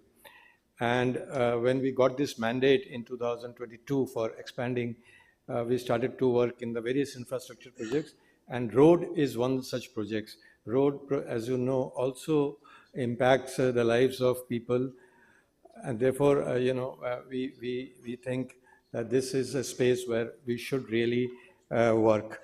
And of course, with 28 kilometers a day, more of the 4-lane roads, access control highways, private sector investment, and technology improvements, this is indeed an exciting space. So in the last 10 years, Ministry of Road and Transport Highways and NHAI have ensured immense progress in the road and highway sector, as a result of which India has jumped to the second position in road network in the world. We believe that the momentum and pace of road projects is expected to continue. Let me assure all the developers here that REC will provide you the best of services in terms of delivery, and and we shall take up the financing proposals for speedy processing. Coming to the vote of thanks, as we draw this conference on financing and roads and highways to a close, it is my privilege to offer a heartfelt vote of thanks on behalf of REC Limited. First and foremost, I'd like to extend my profound gratitude to the Secretary of Ministry of Roads and Highways, the chief guest of this event. His presence and insights have added immeasurable value to our discussion. We are truly honored to have him here today. I would also like to express our sincere appreciation to Shri Ashish Singh, CGM Finance and NHAI, our esteemed guest. The insight you provided are invaluable as we navigate the complexities of the sector. He has also given few very interesting tips to REC to making inroads in this very important sector. I'd like to appreciate and thank our speakers from the industry for the presentations made today. The experience and knowledge shared will go a long way to deepen our understanding of the sector and equip ourselves for credit delivery to the sector. I'd like to thank all the road sector and highway companies and their senior management who have traveled to Delhi to take part in this conference and for having devoted their valuable time. I also thank the Indian Road Congress, the National Highway Builders Federation, and the Highway Operators Association of India for helping us to design and disseminate information on this conference. My sincere appreciation also goes to CMD REC. Unfortunately, it seems his meeting has continued beyond what we expected, so therefore he could not come here back. This event was his brainchild, and I'm delighted that we have been able to successfully conclude the event under his guidance. To all the delegates from the roads and highway sector, your active engagement and the wealth of knowledge you brought to the table, your commitment and dedication to shaping the future of these sectors are commendable. Your collaboration will be instrumental in advancing the dialogue on financing for the roads and highway industries. Last but not the least, I must acknowledge the hard work of our advisors and consultants and the entire REC team who have worked tirelessly behind the scenes to organize this event. REC looks forward to continued collaboration, and we are excited about the positive impact we can collectively make on the roads and highway sector in India. Once again, I thank you all for being a part of this workshop. Thank you. And I now invite all of you for our dinner, which is already, we are late. We are extremely sorry for the delay, but please join us for the dinner.